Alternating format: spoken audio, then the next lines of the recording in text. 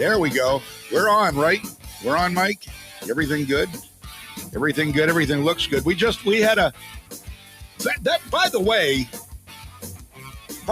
that was an incredible interview with Sean McBriarty.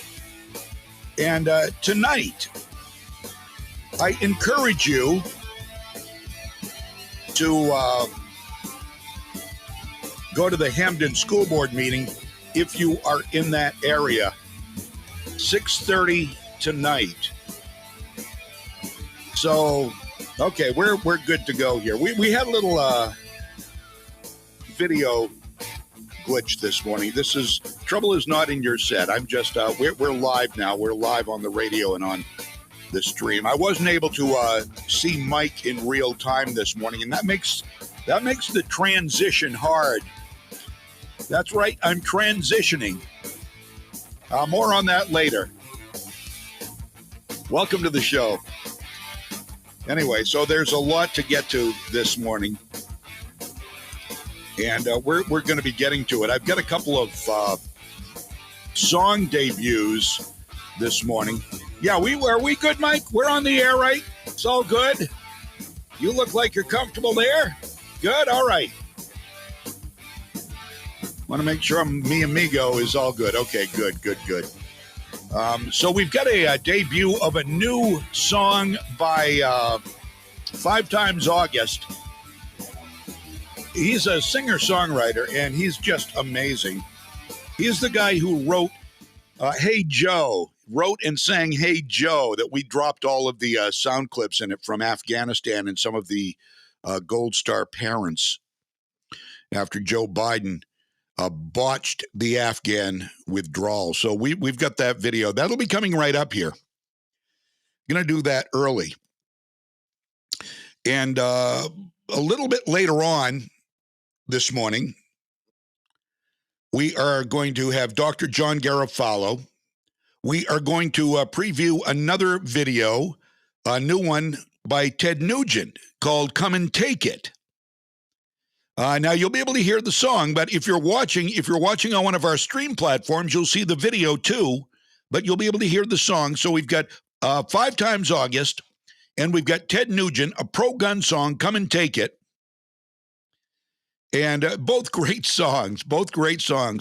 And we have a lady named Ann Silvers coming up to talk about abuse, relationship abuse, women on men. And this is a topic I've never delved into before. This is going to be very interesting to me.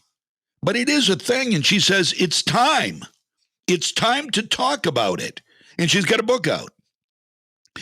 Women Abusing Men. Very interesting. I don't know why, but I'm seeing 2 mics now on my screen. You can't see him, but I can see him. I see two mics there. He's nothing wrong with that. There's nothing wrong with that. Look, I got to fix this here, and I'm going to show you. I've got 2 mics. Go ahead, Mike 1 and mic 2. Wait a minute. Mic 1 and mic 2. I've got 2 mics. Isn't that crazy? That's crazy. I don't know what's going on. It's just weird video stuff, I guess. Okay, so we have the debut of the 5 Times August song coming right up here. And it's about Dr. Fauci. It's called Sad Little Man. I'm sorry, I'm juvenile. I love that. Sad Little Man, it's called. And I don't think the words are up on the screen during the video, so you aren't going to be able to sing along. But you can certainly find the video and learn the lyrics. And, geez, what else do we have coming up? Anyway, like I said, that was just an amazing interview this morning with Sean McBriarty. And I did capture all of the interview. I don't think I'm going to have time to run it back this morning. But I'm going to run it back. If you missed it, I'll run it back on the show in some form, probably tomorrow.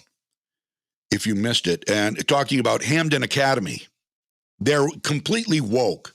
The reading list from the Teacher of the Year for 2022, the Maine Teacher of the Year for 2022 is from Hamden Academy.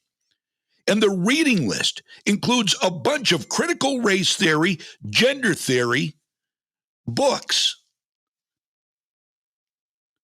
Just like you remember Gardner School District did similar things with just critical race theory. The insanity has to stop.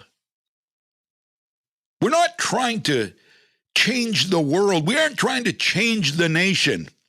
We're trying to keep America the way it is. Enough of the change, enough of the talk of change. We are making progress in this country. We have been for 245 years. And now people are sick of the status quo. Oh, we're tired of all the freedom, of all the individual rights and the ability to do whatever you want. We're tired of it. We need somebody to tell us what to do and give us everything. Because we just don't want to work anymore. I've got news for you. The silent majority isn't in your camp. We do not agree with that assessment of America, and we do not agree that America has to fundamentally change. Unlike our derelict vice president, we'll get to that. In fact, we'll get to that in just a few minutes. Let's start out like we always do, find out what happened on this day in history, the Associated Press. Please share. Please come right back. I'm John James. November 17th. 1973. An embattled President Richard Nixon defends himself during the Watergate scandal. He tells the Associated Press managing editors meeting in Orlando, Florida. People have got to know whether or not their president is a crook. Well, I'm not a crook. I've earned everything I've got. But Nixon resigns the following year when the Watergate scandal forces him from office. 1558.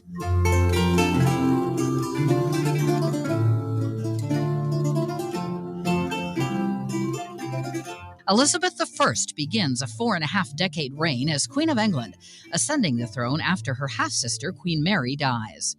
Under what's known as the Elizabethan Age, England flourishes on the world stage, from military might to exploration and trade to the works of William Shakespeare. 1869. In Egypt, the Suez Canal opens, a vital waterway connecting the Mediterranean and Red Seas. 1800. The U.S. Congress holds its first session in Washington, D.C., in the partially completed Capitol Building. 1917. Sculptor Auguste Rodin, whose best-known works include The Thinker and The Kiss, dies in France. He was 77 years old. And 1942. Whether I like it or not, I actually am the movies I've made, for better or for worse. However people understand them, they're who I am, that's all I really can be. Movie director Martin Scorsese is born in New York City. Among his films, Taxi Driver, Raging Bull, Goodfellas, Gangs of New York, and The Departed. Today in History, November 17th. Camille Bohannon, The Associated Press. All right, Camille Bohannon, thank you very much. John James, Freedom's Pep Rally, the host for your next 3 hours, almost 3 hours. Dr. John Garofalo coming up at 9:30. So please get your questions in now if you have something for him. We will talk with him at 9:30 this morning and get the very latest if he has anything late breaking he wants to talk about, in regards to COVID. That's really the big news on everybody's mind right now is COVID-19. For some reason, we just can't get rid of talking about that. I wish we could. But he'll be here with us. And I hope you share the show, share the freedom, share the love. And let's get right into it with 5 times August. Going to be talking about COVID, probably some with Dr. John Garofalo. And I know a lot of people don't agree with what he says, but he has his own. He's a doctor. And he has his own ideas and he does his own research I am not a doctor. Doctors disagree. I absolutely get it. He offers some great advice to listeners.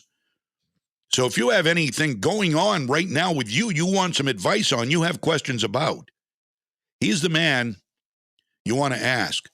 And he's helped a number of people and put them at ease, or told them, yeah, I better get that checked out soon by a doctor.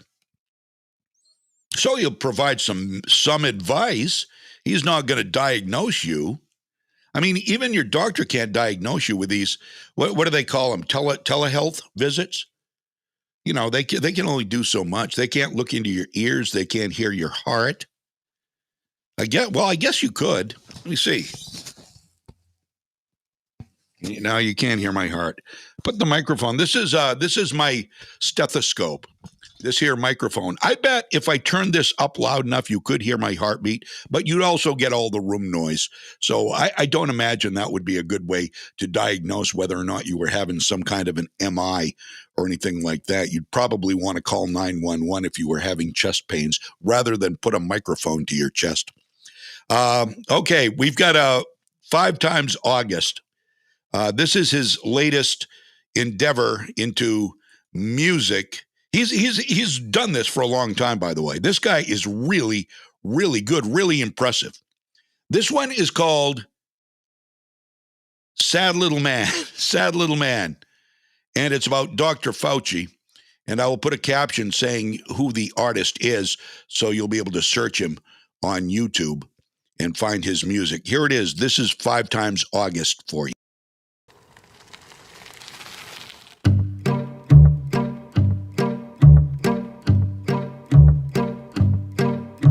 Sad little man sitting deep in a lie. He's dead in his soul, but he'll keep you alive. Do what he says, not what he do, 'cause the truth is for him and the lie is for you. Sad little man, but he's treated like a god, as the faithless pray to a fake and a fraud. Worship the man, pledge to his word. 1 shot, 2 shot, now you get a 3rd. Sad little man, sad little man, you better run now while you know you can. Sad little man, you don't fool me, you sad little man. Sad little man, gonna trap you like a dog, put your head in a net while they eat you raw. Don't ask why, just comply, 'cause fear is the drug that the doc prescribed. Sad little man, you can watch him on the news, preaching to his choir while they learn the rules. Some feel safe and some feel healed, but they'll all hold his hand as he makes the kill. Sad little man, you better run now while you know you can. Sad little man, you don't fool me, you sad little man. Sad little man, and he wants your kids. Some might live while the rest get sick, so put them to the test and listen for the yell. When the truth comes out, he's gonna burn in hell. Sad little man, you better run now while you know you can. Sad little man, you don't fool me, you sad little man. You can't fool me, you sad little man.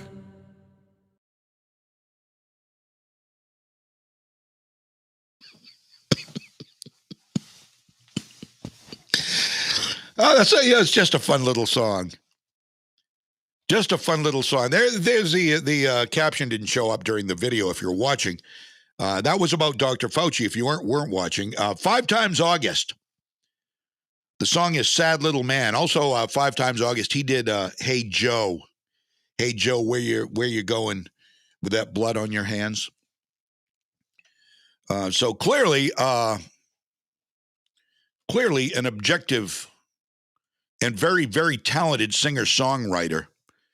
And on the songwriter charts, I guess I was watching a video that he did talking about this particular song that he wrote. It's at number 2 on singer-songwriter charts. Number 2. Doing very well, so congratulations. I think we'll try to get him on the radio some morning and talk with him. By the way, I reached out to a guy named CJ. I got in touch with our friend Daniel Gade, who is he's an author and a veteran, and who was injured in Operation Enduring Freedom, and he's from Virginia. Got the most votes of any Republican candidate ever running for Congress, but still lost the race somehow in formerly blue Virginia. But he put me in touch with CJ, and CJ is going to work on getting us Lieutenant Governor-elect Winsome Sears on the show. She is the second in command under Glenn Youngkin when they get sworn in. So hopefully that's going to happen sometime in the not too distant future. Time is not of the essence here, but it'll be great. It would be so great to get her on. Maybe even Glenn Youngkin. I think this is just terrific. When you see a state as blue as Virginia has been go red because of the kids. And you see what's happening now to kids in schools in Maine, and you can't help but think that maybe the tide is going to turn, and these Democrats, these leftist progressives, are going to have some regrets, as are some of the rhinos. We need to get the rhinos out of there as well, including Susan Collins. I like Susan. I think she's a nice person. I think she's done some good, but I think her ideology is not really what we need in there right now.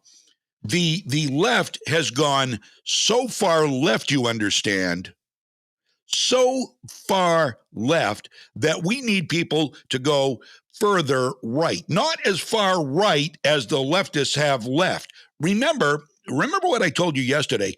The left, way over on the left, as far left as you can go. You've got your Bernie Sanders and your AOCs and you know who they are. I don't have to tell you their names. They have gone to the communist part of the left. Picture a bar graph. Way over on the left, you've got your communists, your Marxists, your democratic socialists. Way over on the right, way far right, you've got your anarchists. Now, we don't want to go that far right. We want to stop well short of being anarchists, because that's no government. That's not what the Founding Fathers had in mind. And total government, like the Democrats now want, that is certainly not what they had in mind. They had something far more moderate and a little bit right of what would be today's center. Small government. We have law enforcement. They're trying to undo it all. They're trying to make government huge. They're trying to get rid of law enforcement. They are paring down our military based on vaccination, based on what they consider racism, white rage. General Milley calls it white rage. What the heck are they talking about? They are talking to their choir, because the rest of us aren't buying it. Many of the military people I talk with a lot of military people on this show. You hear them. They aren't buying any of this crap. They've been there. White rage? Racism? We're brothers and sisters in arms, for crying out loud. Oh, yeah. And we had a guest on the other day talking about maybe it was it Daniel Gade? I can't remember. We were so many guests. We were talking about the fact that the federal government is giving money to people for so-called service-related, like tinnitus and stuff like that. They're wasting their money. I mean, these these are aging problems. These are aging things, tinnitus, and we're paying for all this. But how much money are we going to be wasting transitioning men to women and women to men in the military, because Joe Biden has promised to pay up to like $250,000 if you want to become a woman while you're in the service? Well, nothing's going to go wrong with that plan, right? You talk about a waste of money. So this is what the Democratic left is doing to us, and they are being enabled by many rhinos on the right. And I'm sorry, Susan Collins, you're one of them. Angus King, independent, certainly one of them. Jared Golden, not quite. You know what? I think Jared Golden, if I had to choose between Jared Golden in the House, a Democrat, and Angus King, an independent in the Senate, I think I would go with Jared Golden. But I'd rather see all 4 seats taken by America First conservatives. That's what I'd like to see. Are we going to see it? Well, I don't know. Susan Collins' seat doesn't come up for another 5 years. So it's going to be a while. But we'll just have to sit back and watch. And hopefully, while we're watching, we won't become the peasants, the serfs, the ones being ruled by the government, which is what the leftists would love to see. I truly think that. Legacy time right now, 9:24. We've got Dr. G coming up in just a few minutes. I've got to watch my time here because oftentimes I run just a little bit long. And I don't want to do that to the good doctor. I've got time maybe for one thing before we start. Let's talk about Kyle Rittenhouse for just a second here. Kyle Rittenhouse is the teenager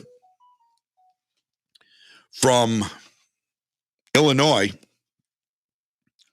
who last year traveled to Kenosha to help, I don't know, protect. There are various stories. You know, he did help remove graffiti, trying to help remove graffiti from some of the buildings. You know, the vagrants, not vagrants, but the mob was painting, and you know, they just destroy things. The mob just destroys things, lives. You know, they destroy, kill. So he went down to help out, and he took a gun with him because he knew it was violent. He ended up shooting 3 guys. 2 of the guys he killed, actually, one was a pedophile, one was a domestic abuser. They were both felons. You know, he did the world a favor, if you want to ask me, but he was also protecting himself. Oh, and by the way, all the victims, the 3rd one lived, all the victims were white. They were all white, but Kyle Rittenhouse, by Joy Reid and by many others on the left media, and by Joe Biden, has been called a white supremacist. So he was there to help people, allegedly. He was there to help people,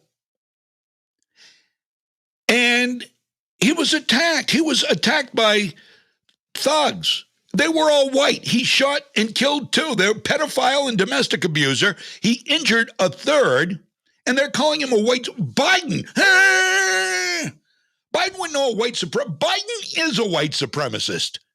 Joe, there you go. Joe Biden, you are a white supremacist. Well, if you don't vote for me, you ain't black.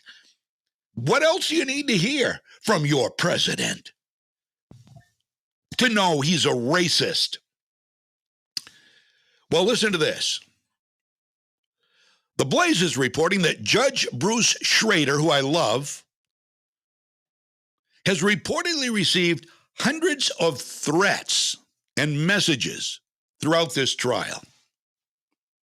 Many of them accusing him of being, wait for it, racist. That's my Joe Biden. Racist. Some of them are advocating for violence against the judge's children. Aren't they nice? Isn't the mob nice? I'm telling you, if you're a progressive, you don't ever want to get on the wrong side of the group you hang with, because they'll kill you. This is the group you hang with. Aren't you proud? Aren't you proud of your brethren? In a message obtained by the Daily Mail, Malcontents have been threatening to effect payback against Schrader's children if Rittenhouse is found not guilty of murder in connection with the Kenosha riots of 2020.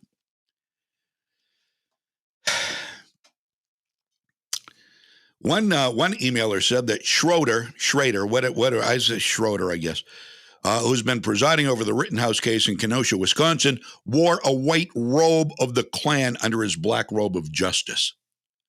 Now, in addition, we reported on this the other day, the mob has been videotaping the jury going into and coming out of the courthouse in order to dox them and get revenge if Rittenhouse is vindicated, which I believe he should be.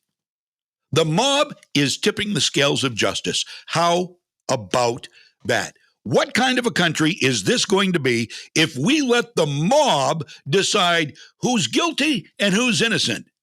There is no more justice in America. There is no more justice if the mob decides who is guilty and who is innocent. And I suspect if Rittenhouse is found not guilty, they will destroy the city. That is your progressive party. Sad, sick, pathetic, un-American. More coming up. We've got Dr. John Garofalo straight ahead. Get your questions in now. I'll be right back. I'm John James. This is Freedom's Pep Rally. Legacy 1160 WSKW. A fair price on a used vehicle from a dealer who's exceptional and moral. That's exactly what you'll get at Shelley's Used Cars LLC in Fairfield. Shelley and Anthony Rudnicki are straight shooters, and they'll always do what's right by their friends and neighbors. And if you don't know them personally, you're just a friend they haven't met. And if you're looking for a good used vehicle, you might consider stopping by and saying hi. You can pay weekly with reasonable payments, and of course, they always take cash. Since 2013, Shelley's Used Cars, Norridge Walk Road, Fairfield. Like them on Facebook. Caring Hands Home Care LLC has immediate openings statewide. Personal support specialists assist our clients in their homes with their activities of daily life, like assistance with personal care, meal prep, and light housekeeping. Candidates need reliable transportation, a valid driver's license, and current vehicle insurance. Caring Hands prefers PSS with certification and experience. However, we provide training for new hires through orientation, job shadowing, and the PSS course. Call 742-0002 or go to caringhandsme.com. Hi, this is Teresa Smith, Assistant Dean of Enrollment at Kennebec Valley Community College. After nearly 30 years at the college, rarely a day goes by that I don't run into someone who tells me they graduated from KVCC or that their son, daughter, wife, or cousin went to KVCC. What a privilege it is for me to work somewhere that has such a positive impact. KVCC offers the training people need to enter high-demand, high-paying jobs while keeping the cost of education low. Whether you want to earn a degree or just need short-term training to learn a new skill, KVCC's got you covered. Our spring semester starts on January 10th, and I would really love it if you were the next person to say to me, "Hey, don't you work at KVCC?" Please check us out online at kvcc.me.edu or call 453-5822. That's 453-KVCC. If you love to shop, whether it's for yourself or for others, you've got to visit Townline Antiques. With new items arriving nearly every day, you never know what treasure you may stumble upon. Whether it's vintage signs, sports memorabilia, jewelry, coins, books, comics, artwork, or classic electronics, you're always sure to find something that tickles your fancy. Plus, there's lots of great furniture, glassware, and household goods. And their vintage Christmas booth is now fully stocked with many wonderful items. If you're looking for ornaments, lights, stockings, figurines, or any other holiday decor, you've got to stop by and shop this dazzling selection. You'll also find Santas galore with dolls, pictures, ceramics, and more. Or how about a classic Christmas toy like a teddy bear or a truck? Townline Antiques is a great place to find that truly one-of-a-kind gift or treat yourself to a trip through some wonderful memories with a present for yourself. Townline Antiques, open Tuesday through Sunday from 10 to 5, Route 201, right on the Winslow-Vassalboro Town Line. I'm CBS 13 meteorologist Matt Honig. Sunshine will give way to increasing clouds this afternoon. Temperatures will still be cool in the low 40s. It will feel a lot different on Thursday with some sunshine returning. Temperatures will be in the 60s in most towns. It's a one-day warm-up. By Thursday night, we'll see more rain move in. Friday looks much cooler with highs in the 40s. All right. Thank you very much, Matt. Appreciate that. John James here, Freedom's Pep Rally. My pool skimmed over with ice last night. I'm a little worried about that because what we did, I went up to Merritt Pools and I bought a net to catch all the leaves. We have so many trees and the thing's full of leaves now. And you're supposed to take it out, obviously, before the winter comes. And it's sitting there on top of the pool. And I told my wife, I said, yeah, we're going to have to remember, we're going to have to get that net out of there before it freezes. Well, we've got a skim of ice over. So the mini warm-up that Matt says we've got coming is certainly going to be a welcome thing indeed. 9:33 right now on Legacy 1160. Dr. John Garofalo is in the house making house calls this morning. How are you, Doc? What's going on this week? I'm fine. Life is good. Not much new. Good. Has the lake started to skim over out there yet? No, not even close. Really good. Yeah, my pool did, and just a little skim of ice, but enough to make me think, probably got to get the net out. A very thin net, but it catches leaves. That's all I need it to do. John, you got very quiet. I can't really hear you. You can't? Okay, hold on. I've got to try to, I've got to find a happy medium here, because if I go too loud, there, can you hear me okay now? Yeah, I can hear you fine. Oh, good. Okay, that's good. All right, we found the happy medium. Feedback if you go too high? Yeah. That's the thing. It's a very persnickety little thing we've got here. Yeah. So let me try that and that. There we go. That should be good. I think we can hear you. Can you hear me now? I can hear you now. Okay, perfect. All right. So we've got some questions. We will get to it unless you have something you want to start out with. No, not really. Okay. Let's go to the questions first, and we'll see where they take us. Okay. All right. This is one that I wish we'd have had. Oh, you're fading out again, John. Okay. Sorry about that. I'm just trying to keep the feedback from getting to overcoming us. All right. There we go. You got me now? Yeah, well enough that I can hear you. Okay, good. All right. Here is the question, and this one is one that was left over. I have pain in my chest sometimes. I have for a while. Last time I went to the doctor for it, he did an EKG and sent me for a stress test, and everything looked good. I still have pains quite a bit. How do I know if I should ignore it or go to the doctor? I can't afford to go every time it happens. That's a good question. You worry about becoming a, what do they call it? A hypochondriac or whatever the term is? Well, yeah, hypochondriac is pretty specific. That's someone who worries about things that don't need worry, but chest pain is something that does need worry.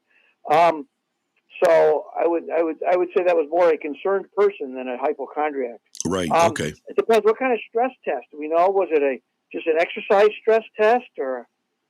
Oh yeah, that's right. They do have the injection one is a little bit more thorough, isn't it? A little bit. Well, it's a little bit more precise. Yeah. Yeah. And especially in women, exercise stress tests can be very misleading. Oh, really? Yeah. There's a lot of false negatives in exercise stress testing in women. Interesting. Don't know why. Oh, really? There's no explanation as to why. That's interesting. No one really understands why it's different, but it is. Wow.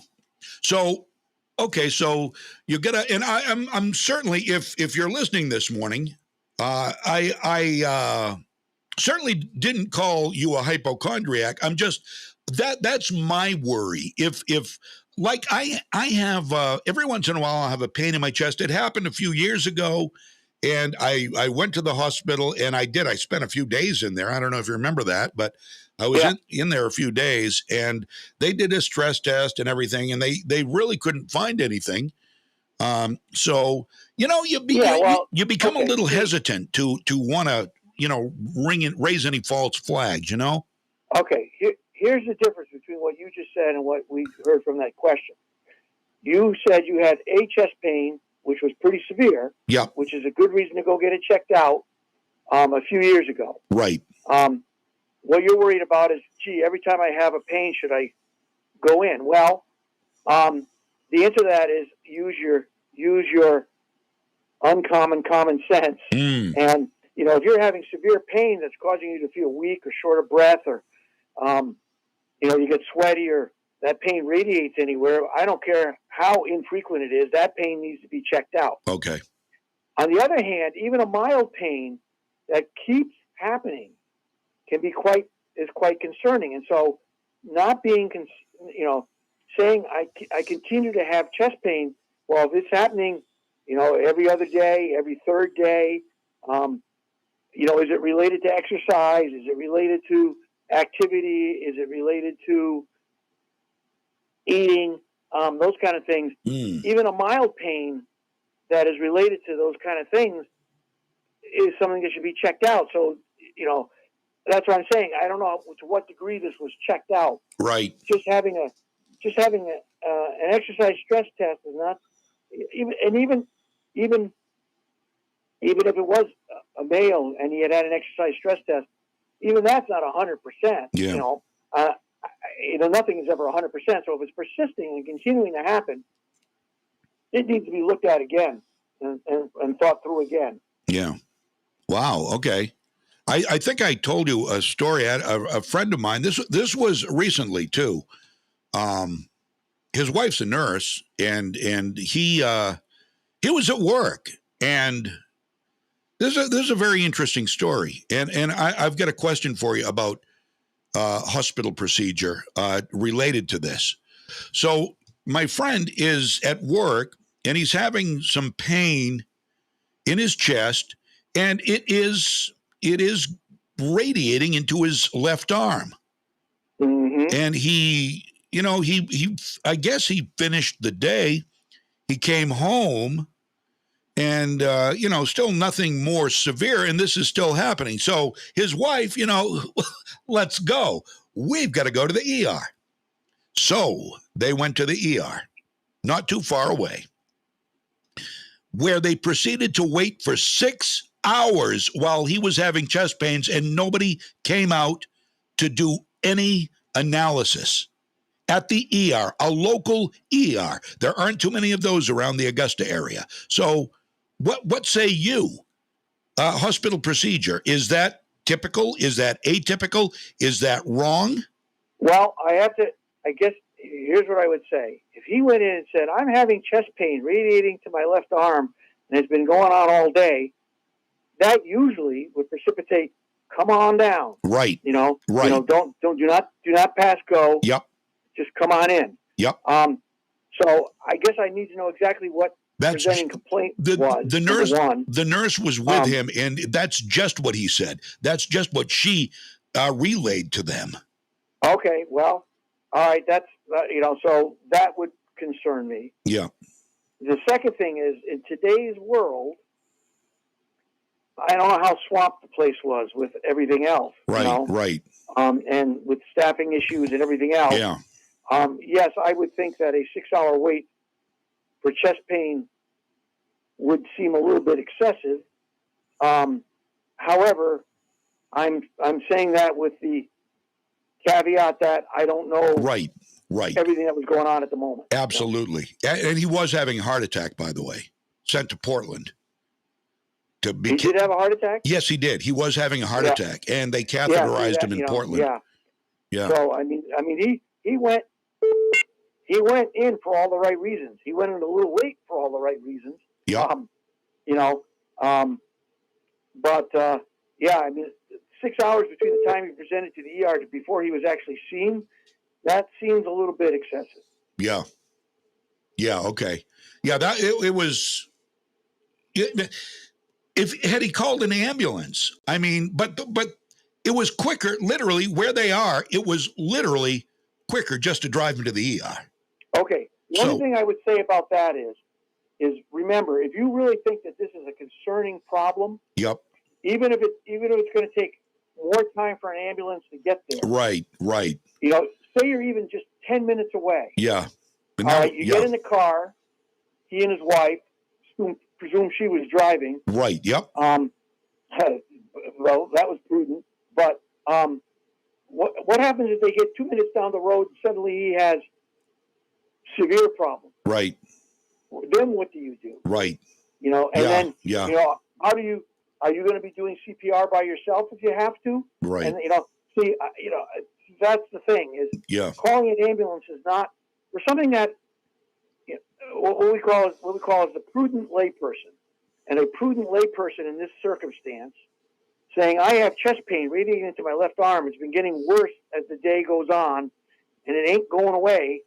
That's a prudent layperson would say I've got something bad going on. Right. And it may not be something bad, but it certainly could be something bad. Right. And calling an ambulance in those circumstances is never wrong. Right. Right. Not calling an ambulance could be wrong. Right. And almost, I would guess, 100% of the time, if you come in by ambulance, you're going right in. Well, yeah, generally speaking, especially with that kind of complaint. Right.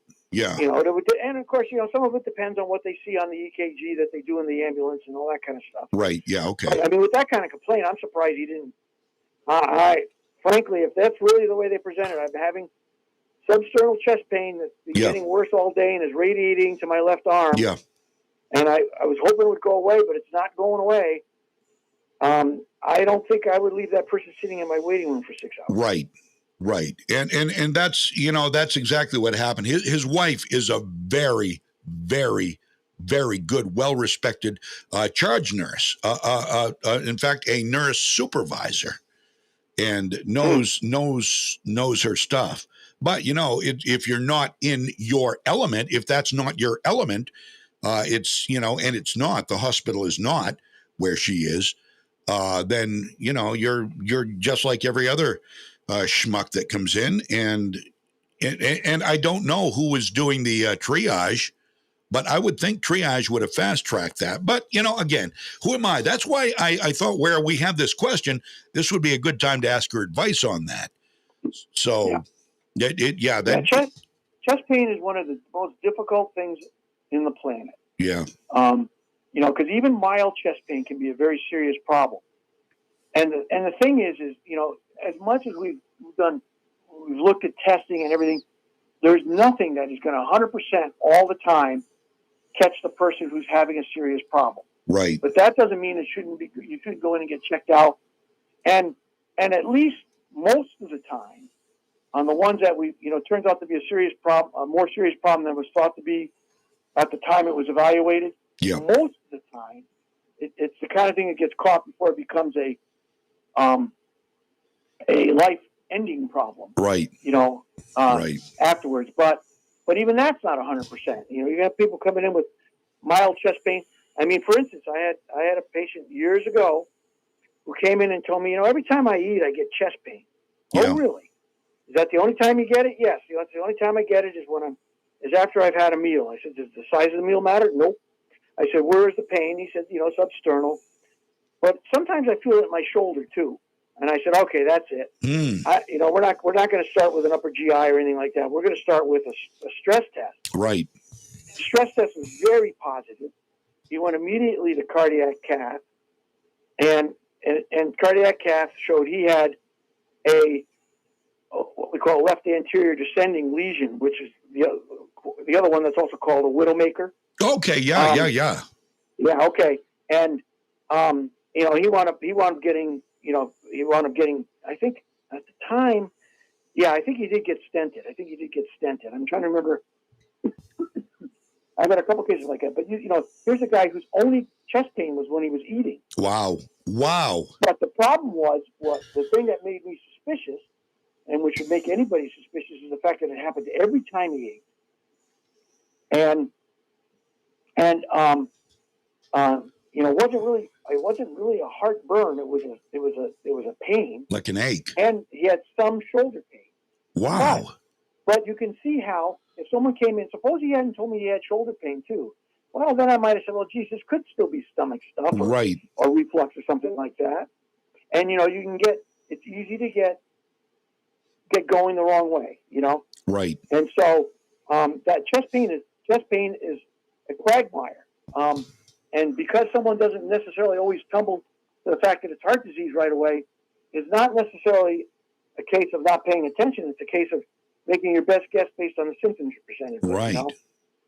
But that's why I'm saying if you've had chest pain and it keeps happening, then you need to then you need to get in and get checked out. Wow. Now that's interesting. It only happened when he ate. What would cause that? I mean, what would cause the symptoms to appear when he ate? And because at that point his bowels are demanding more blood flow. Okay. And that's stress, and that was creating the stress on his heart. He was sedentary enough and didn't do enough exercising or increased activity that he was never precipitating it by exercise. Wow. Yeah. Oh, no kidding. Now I've got to go walking now. Holy cow. Yeah. Because that's scary. Now, what percent? I know this is a dumb question. I'm doing this as much for my own reassurance or self-assurance as anybody else's. How frequently is there no warning with a heart attack and it is boom, the widowmaker? We've all known people who have dropped. My grandfather on my dad's side dropped. Yeah, the incidence of sudden death is not zero, but there's sudden death without warning signs. That can happen. The interesting thing is, back in the day, although I think that number's probably changed, if you looked at autopsy data of people who died from something else, or autopsies were being done for whatever reason, up to I think it was up to like 50% of people could have had evidence of having had some damage to their heart from a heart attack-like episode and had no clinical history. Wow. Yeah. Now, obviously, these are minor. Well, I mean, that's like a little bit pregnant, right? Right. These are obviously minor heart attacks, but they weren't life-threatening. Right. But the fact that you could be having a heart attack and never have any clinical symptoms at all, and up to half the people. Now, of course, these are people who have died from other things. Who knows what was happening before, shortly before their deaths and things like that, blah, blah, blah. But, I mean, that's kind of a sobering statistic. I mean, doctors, medical professionals are not clairvoyants. Right. Oh, yeah, of course. And we can only go by what people are telling us. And we have to make our best guess based on what's presented to us. Wow. And, obviously it's an educated, informed guess based on data and science, but still, it's still I shouldn't say guess. We have to make a supposition based on the data and information presented to us, Yeah. It's not like we're just making a wild guess. But we're making suppositions based. That's what we call it, making what we call a differential. You still there? Yeah, I sure am. Yeah, I'm just listening. I didn't know what it was. We're making a supposition and making a differential, what we call a differential diagnosis, saying, okay, these symptoms fit with what possible diagnoses, and what order should we look at these things in? And generally speaking, you put the ones that can kill you at the top of the list. Right. And then work your way down. Yeah. Wow. So you can literally have a heart attack and be asymptomatic, or is there? Never know it. Right. Wow. That's scary. That really is scary. It's scary, but it's also a little bit reassuring in the sense that most of the time when that happens, it doesn't cause you. It doesn't do anything. Okay. So it doesn't cause damage to the heart muscle. Oh, it does. Yeah, of course. Yeah, that's how you can see it at autopsy. You can see that there's heart muscle that's scarred or damaged. Yeah. Wow. No kidding. Oh, that's all very interesting stuff. And men, do men still have to worry about heart attacks more than women, or have we found recently? It seems women are catching up. Yeah. Why is that? Smoking. Yeah. Lifestyle changes, all that kind of stuff. Sure. But women are catching up a little bit. Yep. Wow. All right. Well, there you go. And the other problem with some of that data is remember, women's symptoms for heart disease are so different than men in terms of severity. We always talked about women not having as much heart disease. Well, maybe they just didn't present it. So what is something a woman should be aware of when it comes to if they're having a heart attack? Are the symptoms also going to be different? No, not necessarily, but the anginal symptoms may be different. The warning heart pain symptoms. Yep. Women who have a lot of shortness of breath, with doing any whatever their usual activity is. I don't care whether it's working in an office, working on their farm, working in doing housework, whatever. Right. Whatever their usual activity is. If women notice they're starting to have increasing shortness of breath with working, whatever their work is,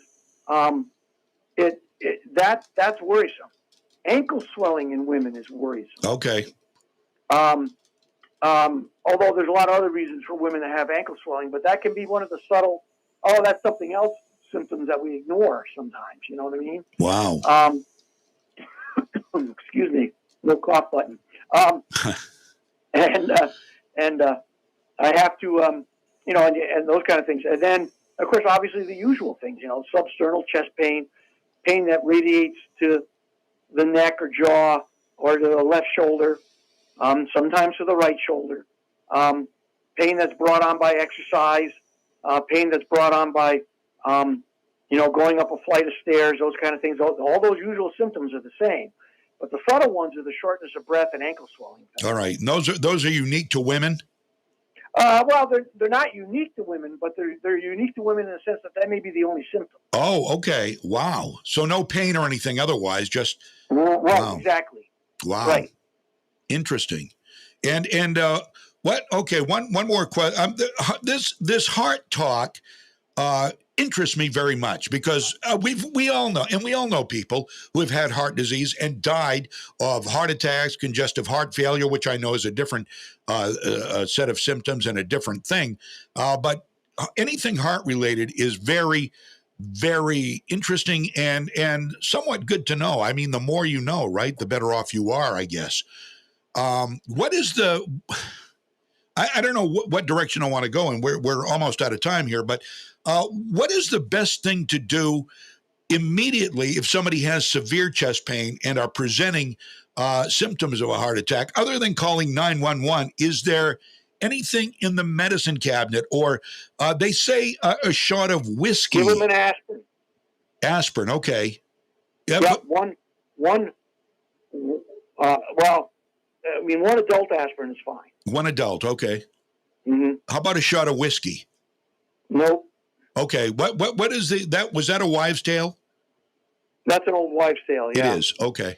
And interestingly enough, alcohol might help a little bit with somebody who has congestive heart failure, just because it causes vasodilatation and takes fluid out of the system that helps relieve some of the pressure on the heart. But it's not. I wouldn't call that a generally recommended intervention.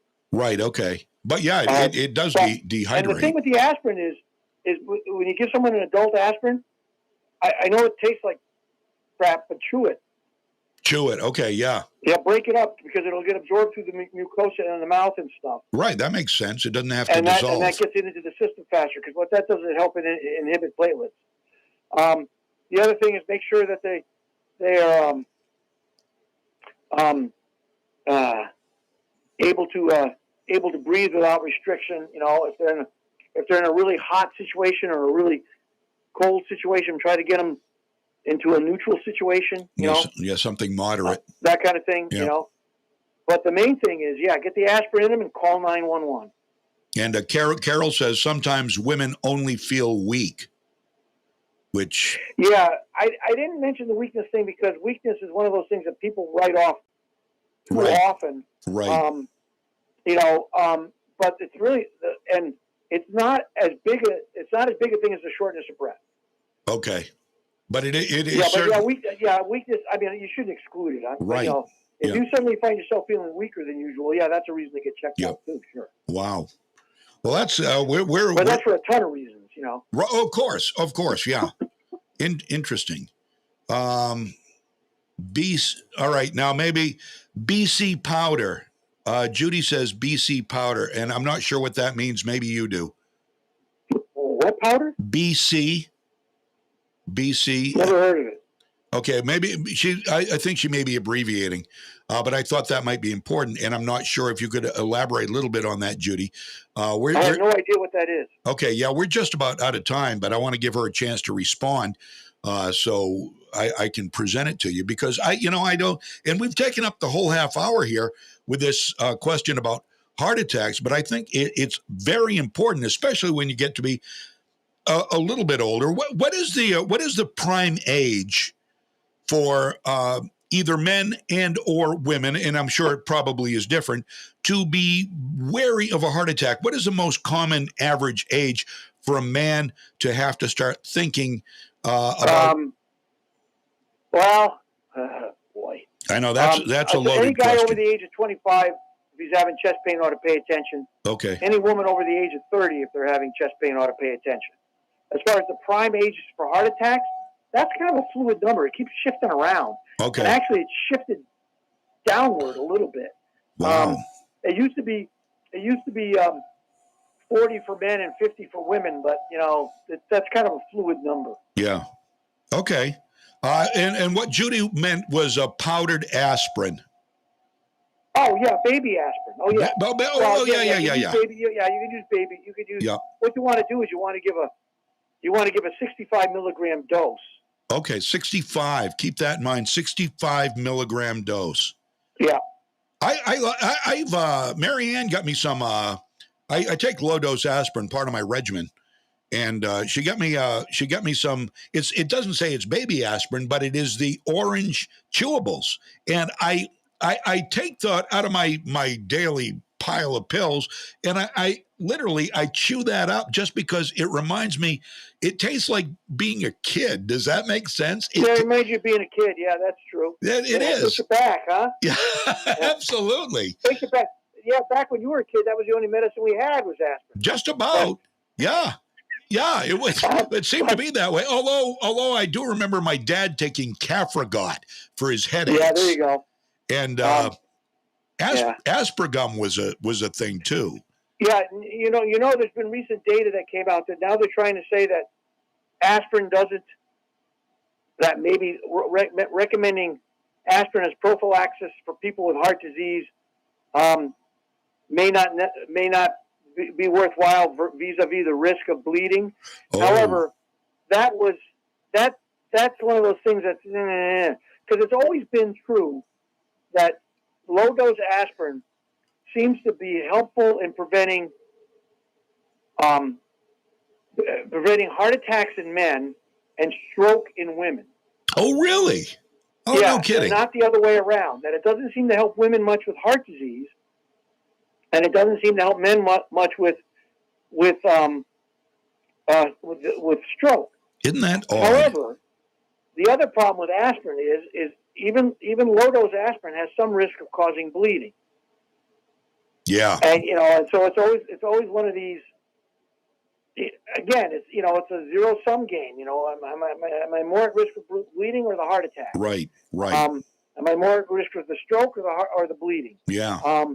And so you got to the kind of thing you need to discuss with your doctor, and just make a choice. Now, if somebody has hemophilia, it wouldn't matter, would it? Because their blood doesn't clot. Yeah, don't forget the hemophiliacs. Yeah, they may not form clots, but their platelets still work. Okay, all right. So, but you wouldn't want to give aspirin to a hemophiliac anyway, because if you start bleeding, it's going to be hard to get it to stop. Right. Yeah. But is that rare, by the way? The last hemophilia, question. very rare. It is. Yeah. I don't think I've ever known anybody with Not it. unheard of, but very rare. Yeah. All right. Well, Dr. G, it's just after 10 o'clock. I really appreciate your time. This has been great. I've really enjoyed learning. And 65 milligrams of aspirin, low dose. Low dose? Are you talking for a low dose? No, or 65 milligrams is an adult aspirin. Okay, so if you want to compensate if you're using baby aspirin during what may be a heart attack, right? And that would be 5 of them. Oh, okay, interesting. Good to know. And by the way, Judy says the BC is like a no brand. It's a flat package, white with blue writing. That's what she was referring to. I wasn't familiar with that brand. That's all. And no, I'm sorry, I didn't recognize that either. Yeah. So. Well, listen, my friend, you have a great weekend. Thanks so much, as always. As always, the pleasure is all mine. All right, buddy. Thank you so much. And as always, be respectful out there and be careful out there. Absolutely. You bet. You have a great day, my friend. Have a great week, and I'll talk to you next week, Dr. G. All right, you take care. Bye now. Bye-bye. Dr. John Garofalo, retired PCP and ER dog, just a great guy, and just full of knowledge. I mean, this is amazing what we get every week, just based on your questions. So if you have any questions, by all means, you can get them into me early. Many people do. You can private message me, DM me at my Facebook page, or you can send to freedomspeprally@gmail.com. freedomspeprally@gmail.com. We'll get the questions, and we'll make sure to get them out there to Dr. G as soon as we can. He's here by his own will and desire every Wednesday morning at 9:30, and he'll be back next week. And we'll be right back, and we've got a lot more to get to, so stick around. I'm John James. This is Freedom's Pep Rally. WSKW, Legacy 1160. What's important here at Moody's is we have a lot of opportunity for upward mobility. Moody's definitely helped me through. They sent me to school. I got my degree in business. I had the demeanor and I had the willpower and the want. Our trade is constantly changing, and there's always new challenges that arise. I definitely feel like an owner. It's very exciting. When you like what you do, you like your job, you like the people you work with, what else could you ask for? Bring your skills to Moody's and build a long-term future with us. If you love to shoot guns or just like to keep those skills up to par, you just need to put some rounds down range. At Economy Guns and Indoor Range at 81 Main Street, Madison, you can. No matter the weather, no matter the day. Beautiful, well-ventilated indoor range downstairs, a gun shop upstairs. One stop does it all. Forgot to bring targets? No worries. They've got those too. And when you go in, make sure you say hi to Rosie. Economy Guns and Indoor Range on Main Street, Madison. Open Monday through Saturday, 10 to 5. Sunday 10 to 2. I'm CBS 13 meteorologist Matt Honig. Sunshine will give way to increasing clouds this afternoon. Temperatures will still be cool in the low 40s. It will feel a lot different on Thursday. With some sunshine returning, temperatures will be in the 60s in most towns. It's a one-day warm-up. By Thursday night, we'll see more rain move in. Friday looks much cooler with highs in the 40s. From the Home Auto Group Studios, Farmington Ford and Franklin Chrysler in Farmington. This is WSKW, Skowhegan, Augusta, Waterville, Legacy 1160. ABC News, I'm M. Wynn. Sentencing day today for the man known to some as the QAnon shaman, Jacob Chansley, the man seen in the buffalo hat at the riots on Capitol Hill January 6th. The prosecution wants a sentence of more than 4 years behind bars. ABC's Martha Raddatz. Defense attorneys say Chansley suffers from significant mental health vulnerabilities and are seeking a lesser sentence. If Chansley is sentenced to 51 months, it will be the longest of any of the Capitol rioters thus far. In Kenosha, Wisconsin, the jury begins the second day of deliberation soon in the Kyle Rittenhouse trial. The fact that they're going into day two, at the very least, means that they're taking their time, they're evaluating, and they're assessing the law and the fact. ABC's Dan Abrams. The defense begins presenting its case this morning in the trial of 3 white men accused of shooting and killing black jogger Ahmaud Arbery in Brunswick, Georgia. This is ABC News. Mystery around the disappearance of a tennis star from China. Peng Shuai hasn't been seen in nearly 2 weeks after a post on social media accusing a retired Chinese government official of sexually assaulting her. ABC's Megan Tevrazian has more. Tennis star Naomi Osaka is joining a chorus of tennis players raising concern, tweeting a picture of Peng and writing, "Censorship is never okay at any cost. I am in shock of the current situation, and I'm sending love and light her way." Tennis legend Billie Jean King also speaking out, tweeting, hoping that Peng Shuai is found safe and that her accusations are fully investigated. TikTok users can now claim their share of a $92 million settlement over the way the social media platform collected personal data. The platform denying any wrongdoing but saying it settled to avoid a trial. But TikTok has so many users that if everyone took a piece, each person would get less than $1. M. Wynn, ABC News. I love being able to share with our family who's listening how much we all love State Farm insurance. With surprisingly great rates, State Farm has saved us money with our car and home insurance. I mean, you're my wife. You know how much I love a great deal. So, of course, I'm going to love the great rates and great service at State Farm. It's good for my wallet and for my family. State Farm meets my needs. Plus, I get to control how and what I want for my budget. And I do it all from their award-winning mobile app. Surprisingly great rates. Like a good neighbor, State Farm is there. Big news from Simply Safe Home Security. Okay. Actually, I think the horns are too much. That's better. Big news. The new wireless outdoor security camera is here. Yes, Simply Safe's award-winning home security just got even better, taking whole home protection to a whole new level. Okay, I'm missing the horns. Simply Safe is celebrating this new camera with 50% off a new system this week. Visit simplysafe.com.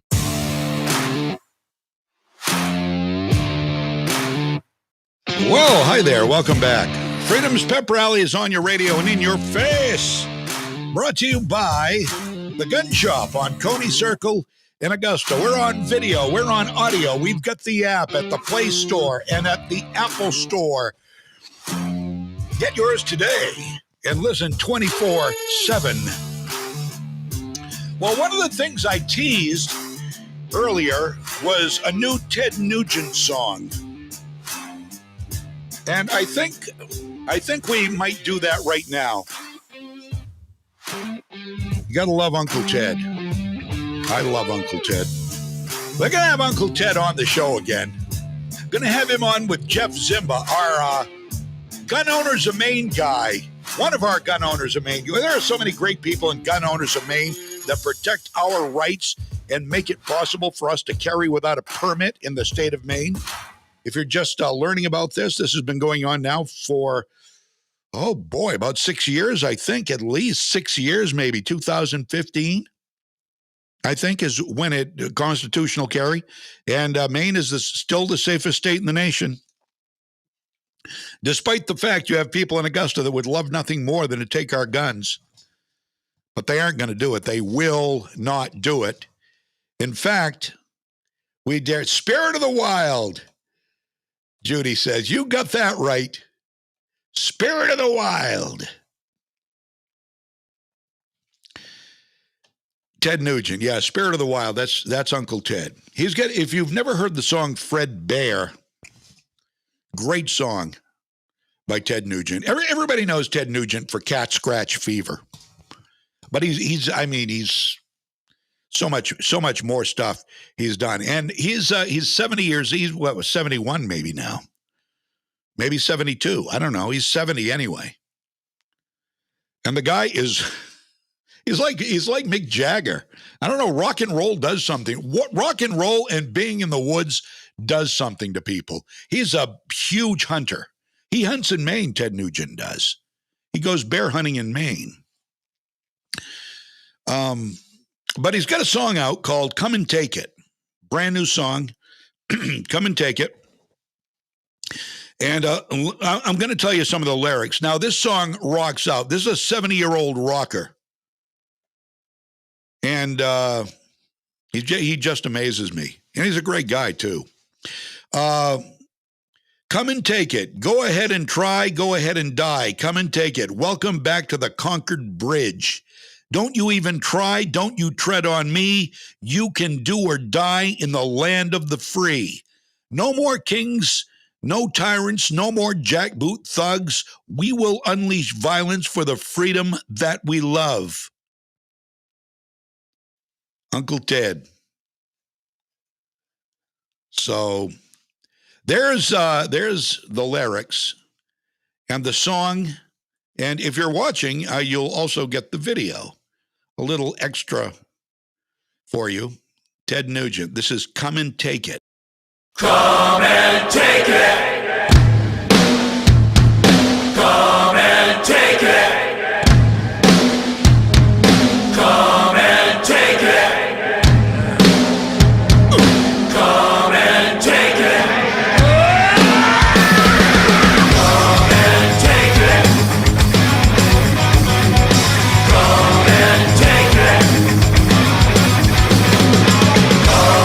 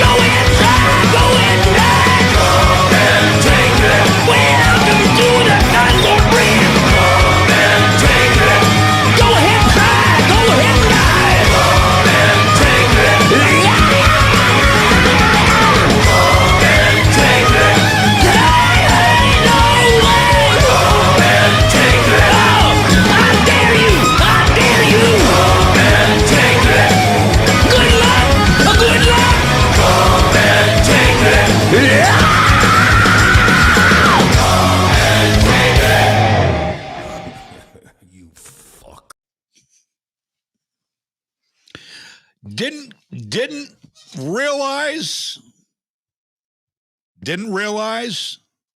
Listened to it, previewed it, didn't realize. My apologies.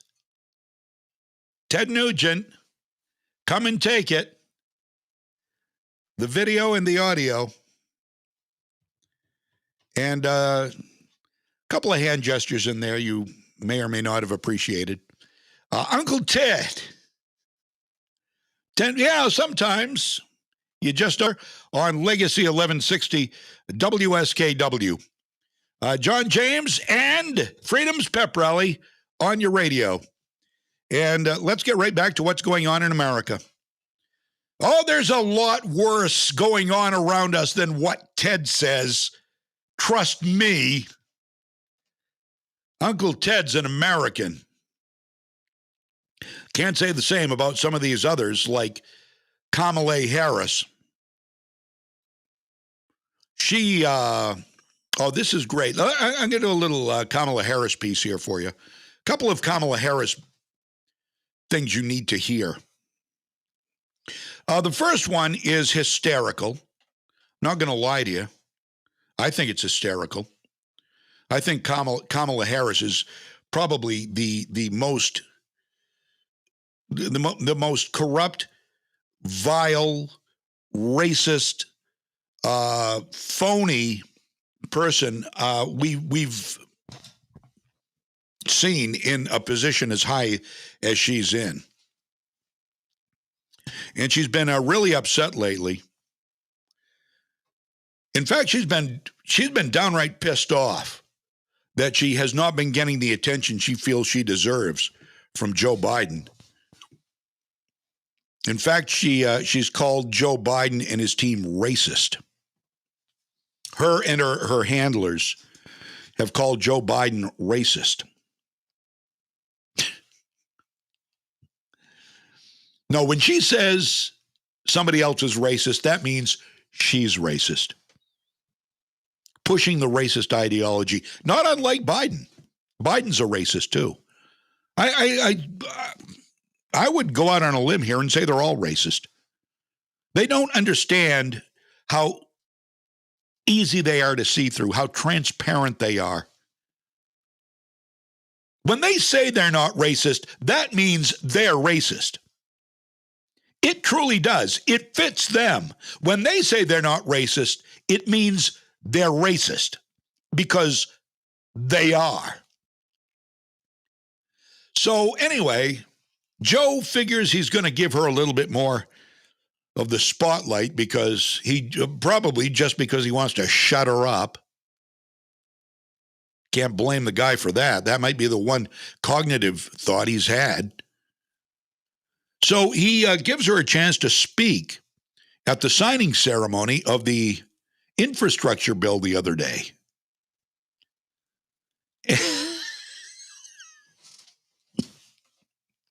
I'm sorry, this just kills me. So here she comes. Joe's off to the side. Hail to the Chief, her song, is playing. And she swaggers up to the presidential podium, sitting on the lawn. Hail to the Chief is playing. She takes her place behind the presidential podium to open the ceremony. Listen to the White House announcer as she takes her place.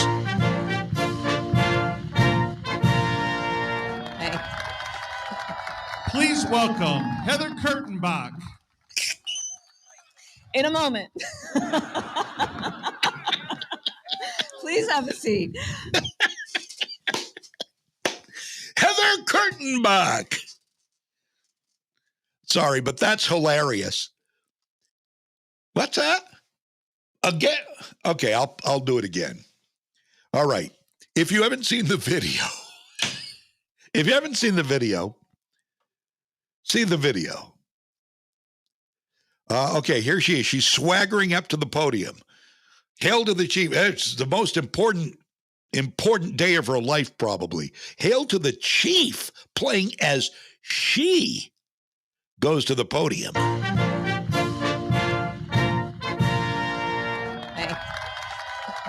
Please welcome Heather Kurtenbach. In a moment. Please have a seat. Oh, I bet she wasn't laughing after. I bet there was hell to pay afterwards. That story should be coming out. I bet she was fit to be tied. Okay, so now we've got it. Maybe this was a make good. Maybe Joe, well, I'm sorry. Sorry they introduced you as Heather Kurtenbach. So I'm going to give you another chance to speak, Kamala. So apparently they caved to the whole name-calling thing, calling you Biden racist. So they caved to that. And they allowed her to speak again. Now, this is a statement I believe she made yesterday. And this, unlike the last one, which was funny, this one, I think, should send chills down your spine. This, again, Kamala Harris. We are gathered today at a pivotal moment in our shared history. We are nearly 2 years into the pandemic, and there's been so much loss. Lives and livelihoods and a loss of normalcy. But the pandemic has also presented us with an opportunity. The pandemic has shined a light on the long-standing fractures and fissures in our systems and in our structures. And I believe that we have an opportunity now to transform our nation. Whoa, whoa, whoa, whoa, whoa. The vice president gets up behind the podium and says, thanks to COVID, we have an opportunity to transform our nation.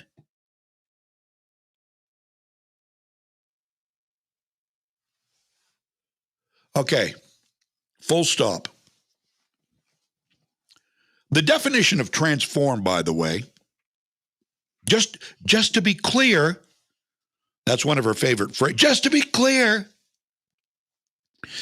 the definition of transform, for argument's sake, is, quote, I'm putting it in quotations here so you'll get the full impact, is to completely change. Like the movie Transformers, right? Had the complete metamorphosis. Completely change. Do you know what that means? You can read between the lines, right? I know you can, but I'm going to tell you anyway. Just in case there are people that may wonder, what exactly does that mean? First of all, let me just say we live in a great nation. To transform it, to change it completely, to metamorphosize, is that a word? I don't know. You know what I mean. What needs to be transformed? What needs to be completely changed about America? Don't listen to the left. They don't know what the hell they're talking about. They don't know. All they know is what they hear. They're told what to believe, and they believe it. Their minds are like putty. Literally, it's like clay. You can mold it. As long as it's a leftist telling them what to think, they can mold their mind. Look at Joe Biden. Look, his mind has been molded. It's been formed into a leftist. It doesn't even represent moderation or objectivity anymore. And it sure as hell doesn't represent any attempt to make people unified like he promised. He has driven us so far apart. When he said, I'm going to be the president of unity. The lie detector determined that was a lie. So here's what she's talking about. What she's talking about here, when she says transform America, Kamala, you're in no position to transform America. You are the lowly vice president who Joe Biden has, one of the smart things he's done is kept you behind the curtain. Because you're an embarrassment. You are literally an embarrassment to this country. And to him, apparently. Putting you out there now, after he's been called a racist for not putting you out there, it's pretty clear to see. You're calling him a racist has pushed him to the point where he has to give you some space so you'll shut up.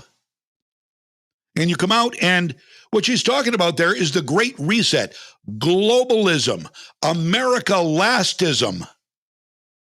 That's what Kamala is talking about. In case there was any doubt in your mind, that's what she's talking about. She's talking about complete opposite of what Donald Trump stood for. And Donald Trump, like him or not, stood for America first. You can argue with me on that. Argue with me on that. At least that's the way he presented himself, and that's, by all accounts, that's what he was trying to do. Put America first, put individual freedom first. But everything he tried to do, the left stopped him or tried to stop him because he was Donald Trump. And that's the only reason everything has been undone by Joe Biden, who, by the way, has made us more unsafe, more unstable, has put us in a tailspin in our economy, has destroyed our gas industry. Everything he has undone that Trump did, he did because Donald Trump did it, and that's the only reason. Because he is a petulant child. He is actually a demented old man being run and controlled by petulant children who don't want Trump's hand on anything that is in our current environment. So we have to undo everything he did.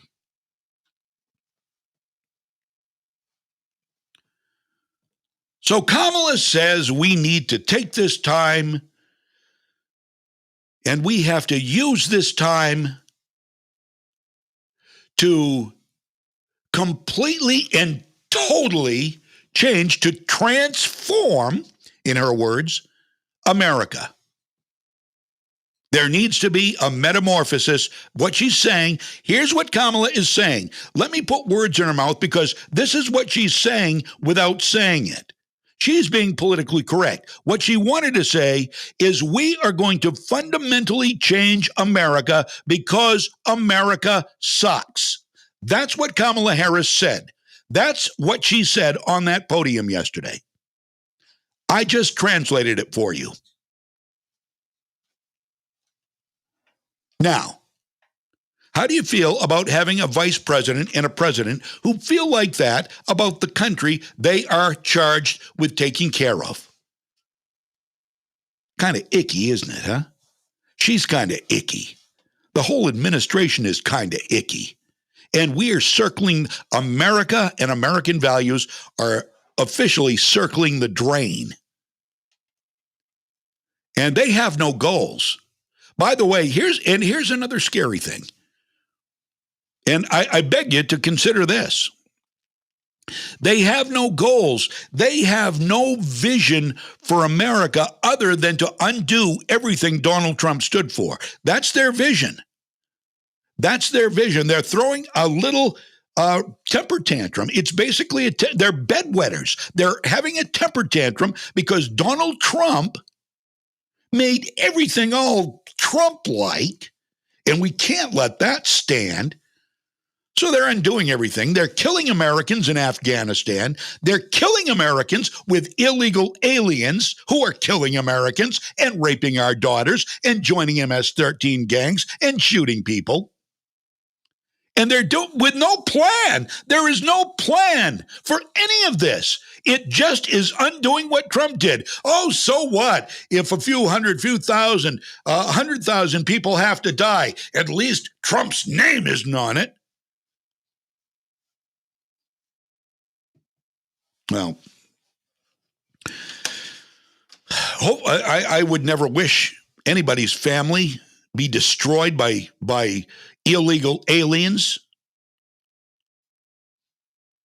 or by administration edicts.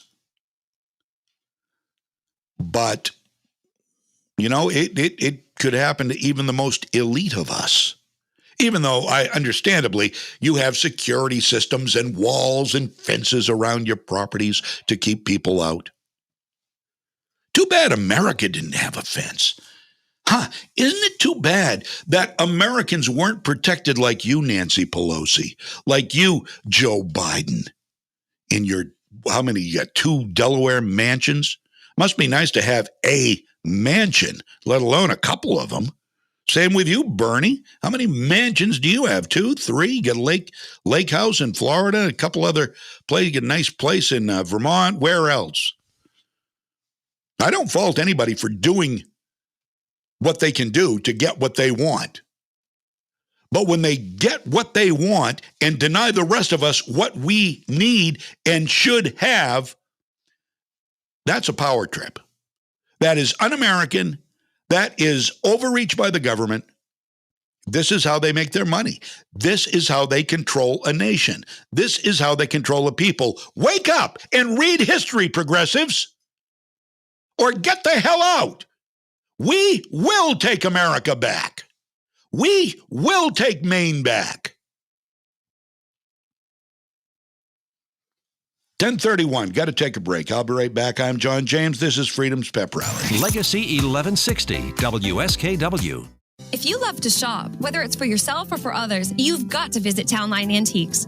With new items arriving nearly every day, you never know what treasure you may stumble upon. Whether it's vintage signs, sports memorabilia, jewelry, coins, books, comics, artwork, or classic electronics, you're always sure to find something that tickles your fancy. Plus, there's a lot of great furniture, glassware, and household goods. And their vintage Christmas booth is now fully stocked with many wonderful items. If you're looking for ornaments, lights, stockings, figurines, or any other holiday decor, you've got to stop by to shop this dazzling selection. You'll also find Santas galore with dolls, pictures, ceramics, and more. Or how about a classic Christmas toy, like a teddy bear or a truck? Townline Antiques is a great place to find that truly one-of-a-kind gift, or treat yourself to a trip through some wonderful memories with a present for yourself. Townline Antiques, open Tuesday through Sunday from 10 to 5, Route 201, right on the Winslow-Vassalboro Town Line. What's important here at Moody's is we have a lot of opportunity for upward mobility. Moody's definitely helped me through. They sent me to school. I got my degree in business. I had the demeanor and I had the willpower and the want. Our trade is constantly changing and there's always new challenges that arise. I definitely feel like an owner. It's very exciting. When you like what you do, you like your job, you like the people you work with, what else could you ask for? Bring your skills to Moody's and build a long-term future with us. I'm CBS 13 meteorologist Matt Honig. Sunshine will give way to increasing clouds this afternoon. Temperatures will still be cool in the low 40s. It will feel a lot different on Thursday. With some sunshine returning, temperatures will be in the 60s in most towns. It's a one-day warm-up.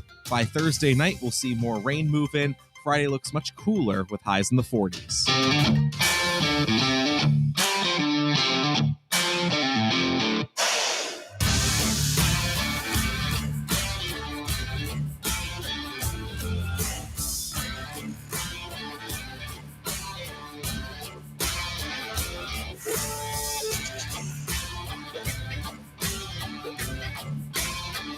Welcome back.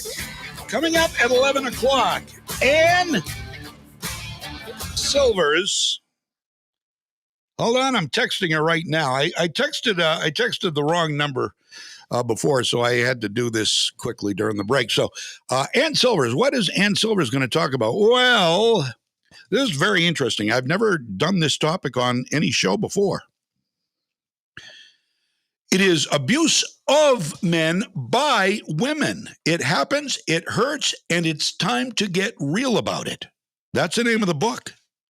Silvers is a counselor, relationship coach, an analyst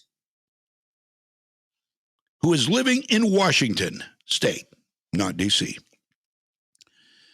And here's the dealio on Ann coming up at 11 o'clock.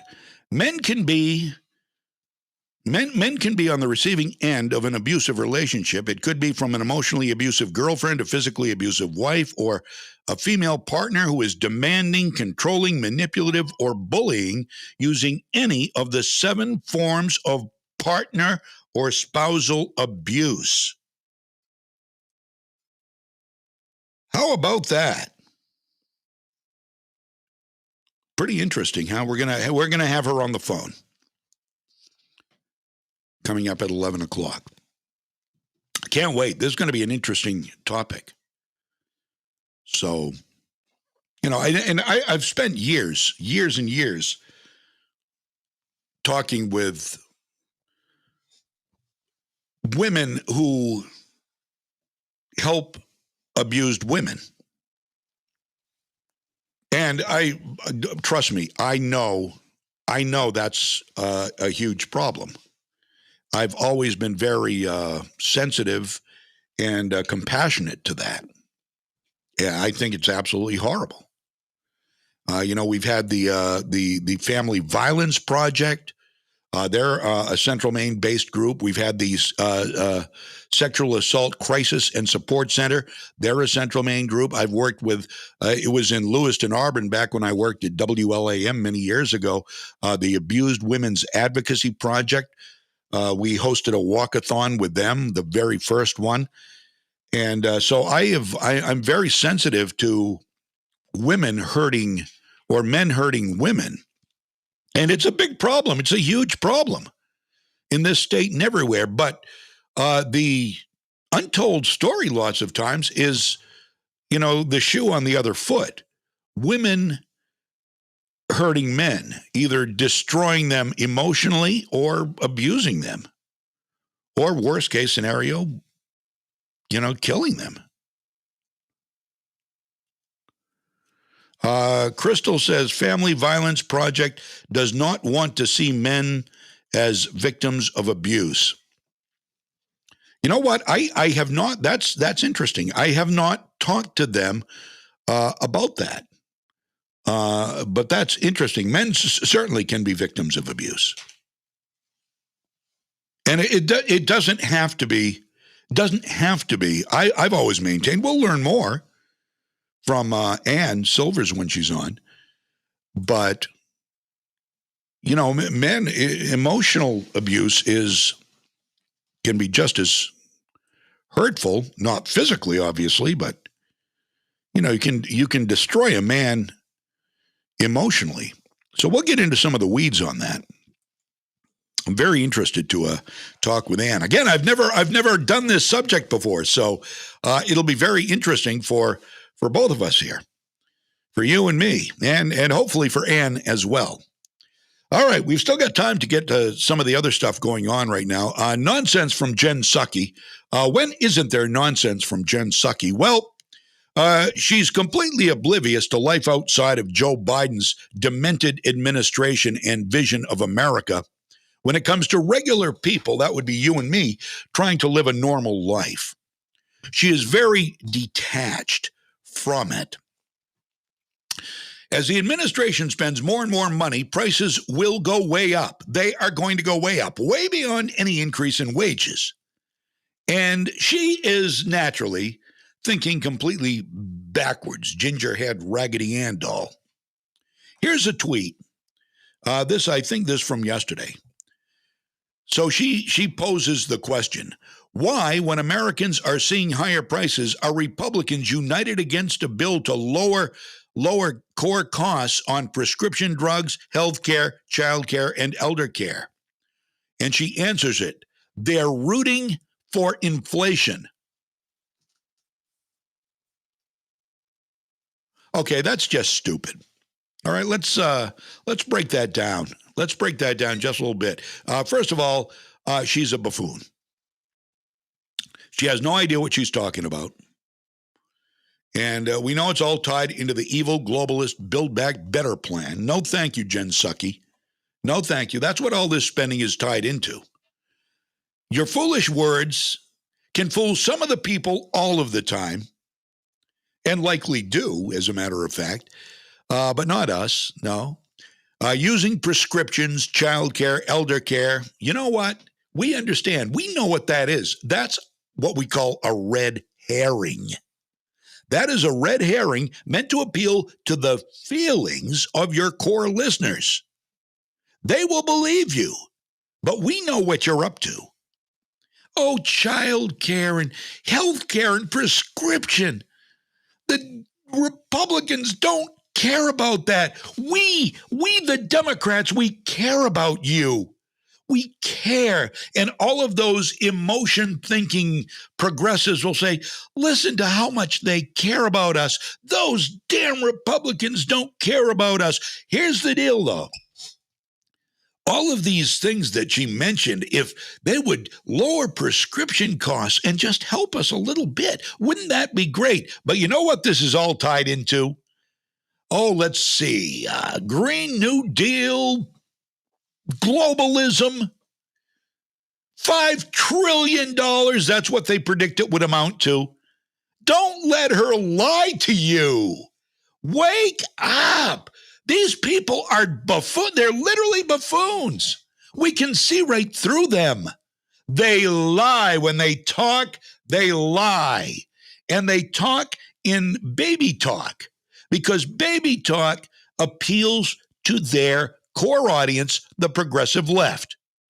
You know, the bedwetters who curl up when somebody says something that triggers them. Oh, no. Call a ambulance. Pretty words. That'll fool some of the people all of the time. And we know who that some of the people is. Not us. Not us. 1041 right now, Legacy 1160, WSKW. More news about Russia. We told you yesterday they blew up one of their own satellites, caused all kinds of space debris, testing an anti-satellite missile, I guess. Well, now it looks like they're building up by the Ukraine. Oh, Joe Biden's making the world a safer place, isn't he? You've got China threatening Taiwan, building a mass weaponry. You've got Russia now, according to NATO Secretary General Jens. Is it Jens? I don't know. I think it's Jens Stoltenberg, warned Russia yesterday that the Western military alliance is standing by the Ukraine amid a large, unusual concentration of Russian troops on the borders there, according to Yahoo News. Stressing that the important thing now was to prevent situations from spiraling out of control, Stoltenberg urged Russia to be transparent about military activities, likely, to reduce tensions and prevent escalation. There you go. You tell them. You tell them, Jens. We have to be clear-eyed, and we need to be realistic about the challenges we face. And what we see is a significant, large Russian military buildup. He said he didn't want to speculate about Russia's intentions, but he did say we see an unusual concentration of troops, and we know that Russia has been willing to use these types of military capabilities before to conduct aggressive actions against Ukraine. Well, there. Somebody paying attention to history. How much is he paying attention to history? Well, hard telling, not knowing. Russian troop movements have, over the past days, actually, have spurred fears of a possible attack. Moscow has dismissed such suggestions as inflammatory, and they complained about increasing activity in the region by the NATO Transatlantic Alliance.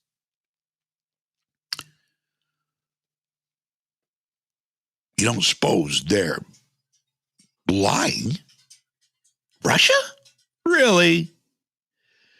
Russia annexed Crimea from the Ukraine in 2014, and they say the waters around it belong to Moscow, despite most countries continuing to recognize the peninsula as Ukrainian. How long before this blows up? I hope it doesn't. I hope it doesn't. I hope somebody's paying attention. Apparently, we're looking at history, at least Jens is. But I wouldn't put anything past Russia. 1044, Legacy 1160 WSKW. We're going to talk about race. Do we have we missed a break yet this hour? Oh, no, we're good. Okay. We're good. Let's talk about race rearing its ugly head. CRT, by the way, is being kicked to the curb, thank God. Critical race theory is banned in Texas and Florida. Now it's banned in North Dakota. This is new. According to White House Wire, North Dakota fighting back as the Senate brought to vote a bill that effectively banned the critical race theory poison from the school system. The State House of Representatives passed a bill just hours before the state Senate passed the bill. Doug Burgum, who is the governor of North Dakota, said he's glad to sign the bill that'll keep the lies out of schools. Another loss for Hannah Nicole Jones. So sorry, dear. So very sorry. Governor-elect Glenn Youngkin in Virginia said he is going to outlaw CRT from being taught there in Virginia in the Commonwealth. Time to take America back. Racist Tiffany Cross. Now, we talk about MSNBC being the most racist TV network in the world, probably. You know, I'm waiting to see a black MSNBC host who is not racist, who is not pushing the leftist progressive agenda. I've yet to see one. First of all, you've got Al Sharpton, racist. Joy Reid, angry, hateful racist. And Tiffany Cross, the Joy Reid wannabe. So Cross had a black female truck driver on her show, which actually, you know, that's a pretty cool topic. I would enjoy that. That's a pretty cool. Get a black truck driver on the show. But Cross can't just do a thoughtful interview with a woman who is breaking new ground for minority women. I think that's a story. That's a story in and of itself. But no, raging racist Tiffany Cross, Joy Reid Jr., has to bring old white Trump supporters into the conversation because MSNBC is nothing unless they're stoking the fires of racism. So here you have a groundbreaking woman, a black female truck driver, and she would be a great interview if it wasn't for Tiffany Cross. Listen. To tell you, my brother is a truck driver, and he drives across the country, and it's very nerve-wracking to me when he's on the road because it feels like a dangerous industry. But you're trying to disrupt that and bring more people who look like us to the industry. Tell us why. Yes, ma'am. First of all, thank you for having me this morning. And yes, we are. And we say we're not building truck drivers, but safe CMV operators, folks that can get back to their home whenever they're done with their shift. That's the most important part. She's awesome. Well, how can the industry be more welcoming? Because I have to tell you, I talked to a lot of truck drivers Tiffany Cross. Preparing for this segment. And most of these truck drivers are people of color. And they talked about, hearing some of the racism over the CB. This is, again, an industry populated by a lot of white men over the age of 55.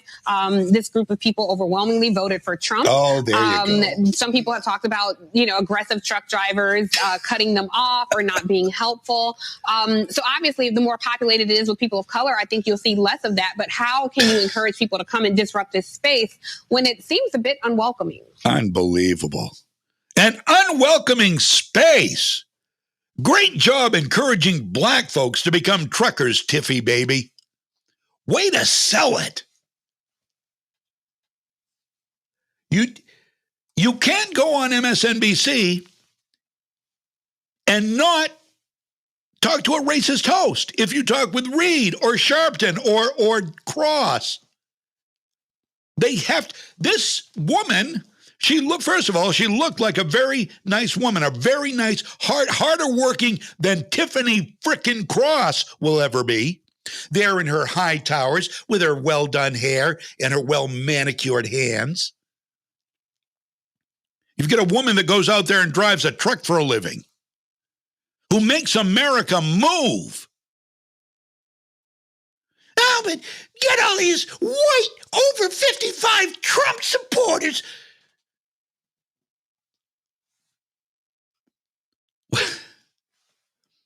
What a scum. What racist scum MSNBC has. Bill Maher, who is a lefty. Bill Maher is a lefty. Not a big fan of Bill Maher as a commentator or comedian, although I do think he can be funny sometimes. I'll admit that. Bill Maher condemned, go figure, MSNBC on his show. He condemned, listen to what MSNBC, I didn't know about this until I read this piece about Bill Maher. I didn't know MSNBC did this. Didn't surprise me. TV host Bill Maher condemned MSNBC's article blaming Republican Glenn Youngkin's victory in Virginia's gubernatorial race.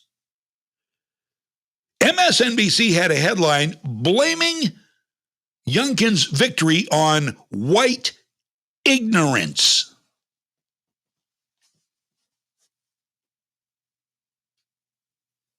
Let that sink in. MSNBC headline, their news. There's no editorial opinion on any of these MSNBC shows during the day, Chuck Todd says. Lie. Chuck Todd's a mook. Chuck Todd is a moron. So MSNBC blamed Youngkin's victory on white. It couldn't be that people just care about their kids and didn't want Terry McAuliffe who said parents don't have any right telling teachers how to teach their kids. It couldn't have just been that parents are being cautious. No, according to MSNBC, the news network, it was white ignorance. And Bill Maher rightfully called them out. It was a panel discussion on Real Time, that's his show Friday, with Adam, the shifty face Schiff, and Travis Smiley. Maher discussed the racial divisions in the U.S. amid the trial of 3 white men accused of killing Ahmaud Arbery, a black man. And that was, I'm sorry, I'm not sorry. That was a lynching. There was no sign that was anything short of wrong. I will go on the record. So from what I've seen, and by the way, I haven't heard Fox News, who they love to dump on, MSNBC, CNN, they hate for Fox News. They're all right-wing. Fox News has never said Ahmaud Arbery's death, the people who were the perpetrators should be let go. No, because it looks like this guy died in a wrongful murder, basically. Maybe that was racial. That may have well been racially motivated. Yeah, we do have spotty problems throughout the country. Absolutely, racism. It goes both ways, both sides, but it happens. So Ahmaud Arbery is dead, and he shouldn't be. Based on everything I've seen, the video footage of him walking in a house, and a house under construction, he wasn't doing anything. He wasn't stealing anything.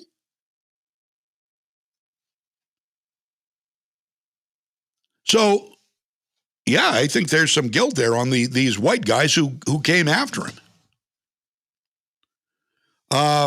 Smiley pointed out that people of color are not the ones causing the problem of racism, prompting Maher to read the MSNBC article headline, which was, quote, Glenn Youngkin's victory proves white ignorance is a powerful weapon.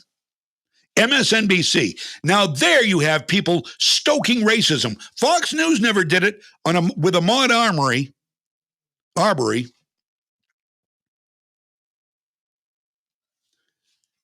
And MSNBC, on the other hand, and Joe Biden have said that Kyle Rittenhouse should be found guilty. He's a white supremacist. They talk out of both sides of their mouth. Mark criticized that story, saying it doesn't help. He said, I'm an old school liberal. I believe in colorblind society. Thank you. He's a liberal, but when he's right, he's right. This is the kind of liberal we used to know in this country. They've all gone to the dogs, literally. The dogs are way off to the left in communist Marxist territory. Bill Maher doesn't want to see us become communist Marxist. At least he understands. He said, I believe in a colorblind society. That's not where woke is. There are a lot of there's a lot of resegregation going on. There's a lot of you're either a racist or you don't you're either a racist or you don't know you're a racist. There's a lot of that going on, he says. And do we not get that all the time? Bill Maher, when you're right, you're right. And we've got I don't think I've got time for anything else. I don't want to be late for our guest. Again, this is going to be a great guest. Ann Silvers, her name is.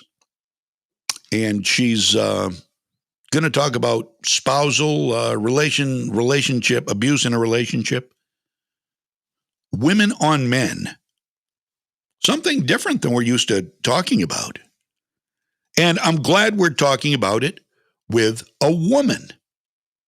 I mean, that's the only way I think I would want to do it, to be honest with you. And this is a lady who clearly knows what she's talking about. The book, once again, the book she's written, and we'll talk about that and we'll tell you how to get it, is Abuse of Men by Women. It happens, it hurts, and it's time to get real about it. Stick around, share. We'll be right back. I'm John James. This is Freedom's Pep Rally, brought to you by the Gun Shop on Coney Circle in Augusta. Legacy 1160, WSKW. Hi, this is Teresa Smith, Assistant Dean of Enrollment at Kennebec Valley Community College. After nearly 30 years at the college, rarely a day goes by that I don't run into someone who tells me they graduated from KVCC or that their son, daughter, wife, or cousin went to KVCC. What a privilege it is for me to work somewhere that has such a positive impact. KVCC offers the training people need to enter high-demand, high-paying jobs while keeping the cost of education low. Whether you want to earn a degree or just need short-term training to learn a new skill, KVCC's got you covered. Our spring semester starts on January 10th, and I would really love it if you were the next person to say to me, hey, don't you work at KVCC? Please check us out online at kvcc.me.edu or call 453-5822. That's 453-KVCC. If you love to shop, whether it's for yourself or for others, you've got to visit Town Line Antiques. With new items arriving nearly every day, you never know what treasure you may stumble upon. Whether it's vintage signs, sports memorabilia, jewelry, coins, books, comics, artwork, or classic electronics, you're always sure to find something that tickles your fancy. Plus, there's a lot of great furniture, glassware, and household goods. And their vintage Christmas booth is now fully stocked with many wonderful items. If you're looking for ornaments, lights, stockings, figurines, or any other holiday decor, you've got to stop by to shop this dazzling selection. You'll also find Santas galore with dolls, pictures, ceramics, and more. Or how about a classic Christmas toy, like a teddy bear or a truck? Townline Antiques is a great place to find that truly one-of-a-kind gift, or treat yourself to a trip through some wonderful memories with a present for yourself. Townline Antiques, open Tuesday through Sunday from 10 to 5, Route 201, right on the Winslow-Vassalboro Town Line. What's important here at Moody's is we have a lot of opportunity for upward mobility. Moody's definitely helped me through. They sent me to school. I got my degree in business. I had the demeanor and I had the willpower and the want. Our trade is constantly changing, and there's always new challenges that arise. I definitely feel like an owner. It's very exciting. When you like what you do, you like your job, you like the people you work with, what else could you ask for? Bring your skills to Moody's and build a long-term future with us. I'm CBS 13 meteorologist Matt Honig. Sunshine will give way to increasing clouds this afternoon. Temperatures will still be cool in the low 40s. It will feel a lot different on Thursday. With some sunshine returning, temperatures will be in the 60s in most towns. It's a one-day warm-up. By Thursday night, we'll see more rain move in. Friday looks much cooler with highs in the 40s. From the Home Auto Group Studios, Farmington Ford and Franklin Chrysler in Farmington. This is WSKW, Skowhegan, Augusta, Waterville, Legacy 1160. ABC News, I'm Elizabeth Schulze. COVID cases beginning to pick up in cold weather states. Infections are on the rise in both Michigan and Minnesota as people head inside. Approval could be just days away for any adult to get a COVID booster. FDA officials are considering expanding booster shots to all adults by the end of next week. Government sources telling ABC News that regulators may issue guidance on Pfizer and Moderna boosters for anyone 18 and older ahead of a CDC advisory panel meeting on Friday. ABC's Whit Johnson. More than 2 million people will be flying this coming week for the Thanksgiving holiday. The Transportation Security Administration won't reveal how many of its employees are still unvaccinated. The House today will vote on whether to censure Republican Congressman Paul Gosar for a violent animated tweet that showed him killing Congresswoman Alexandria Ocasio-Cortez and attacking President Biden.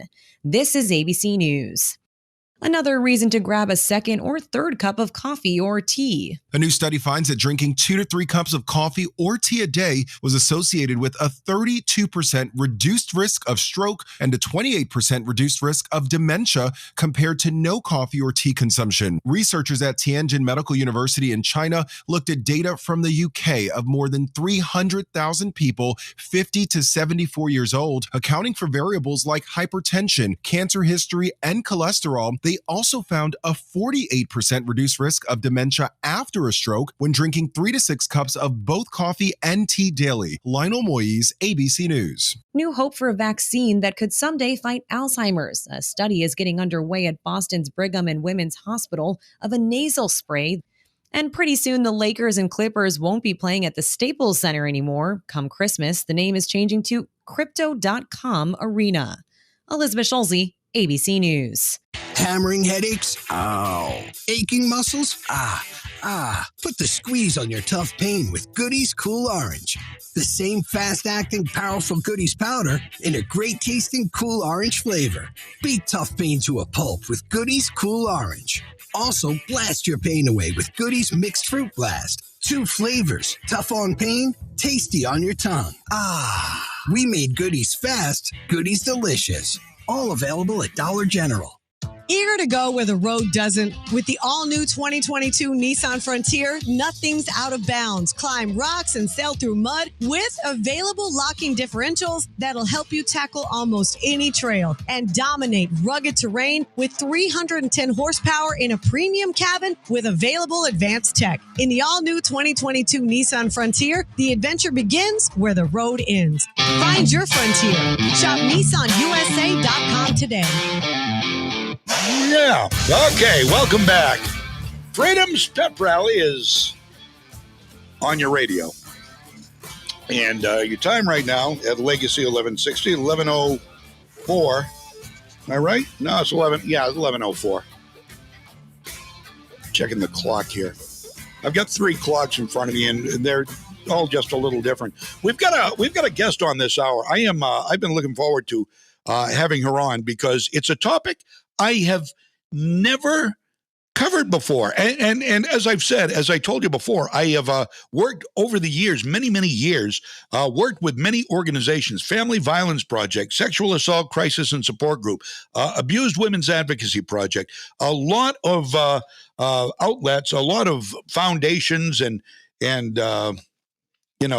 public servants who have helped women in abusive relationships. But it does go both ways. You must imagine it would.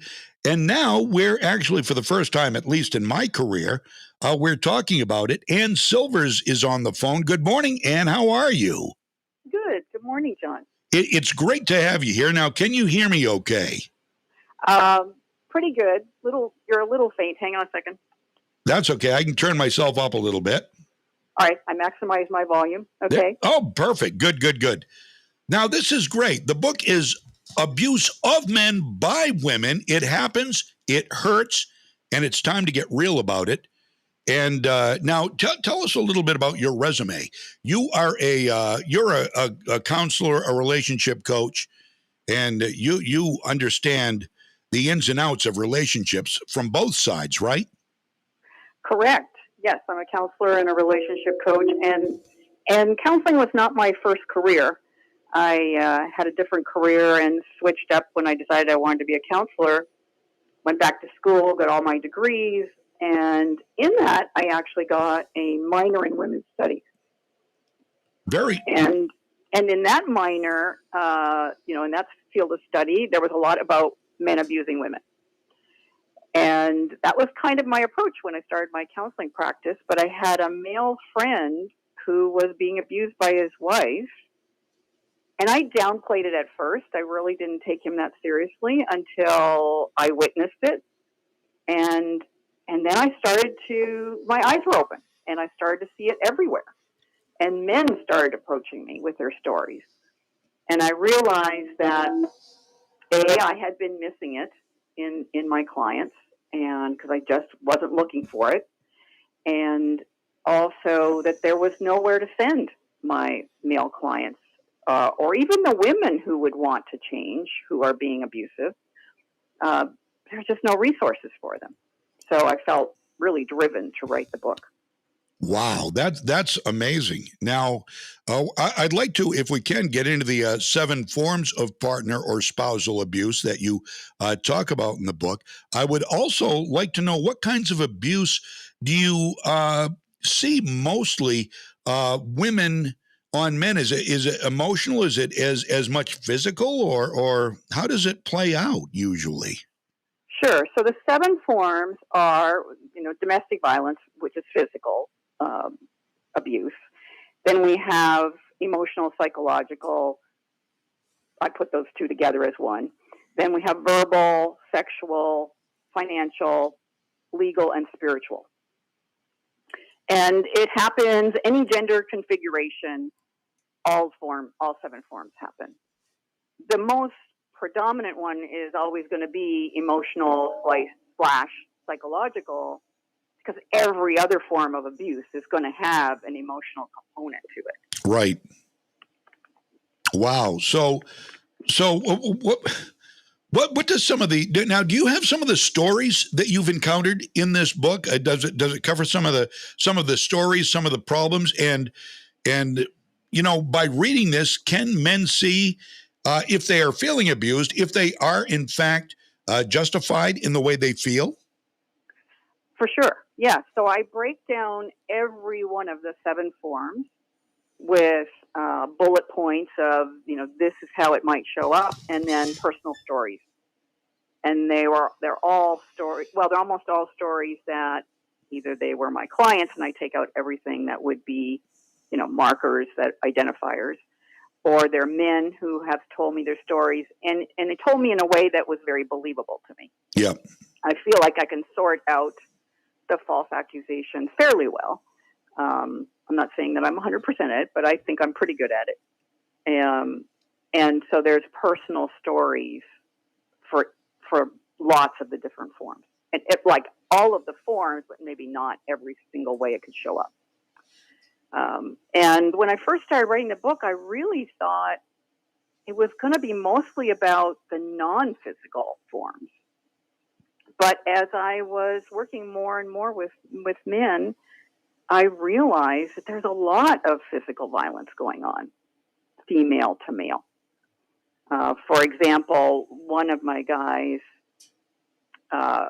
says that he got clocked, literally got clocked. He woke up in the middle of the night to being hit with the clock radio by his wife. Wow. Hit him on the side of the face by his eye and cut him. He fled the house. He was able to get in his car and drive away and call the police from that removed position. She was arrested, but the prosecutor dropped the charges. Wow. Now, is this a problem that because we know when a woman is abused, people, the district attorneys and people are right on that, as well they should be. Absolutely. I am 100% behind helping anybody who is abused by a partner, somebody close to them or not. But do they tend to look the other way when it's a man claiming the abuse?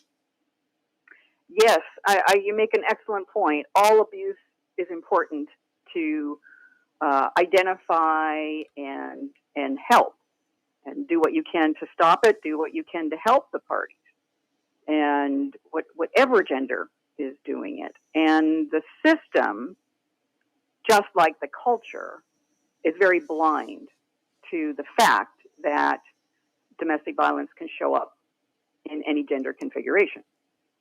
So there can be, there are plenty of cases that I know of where a guy was being physically abused, called the police for help, and got arrested. Really? Oh, wow. Yeah.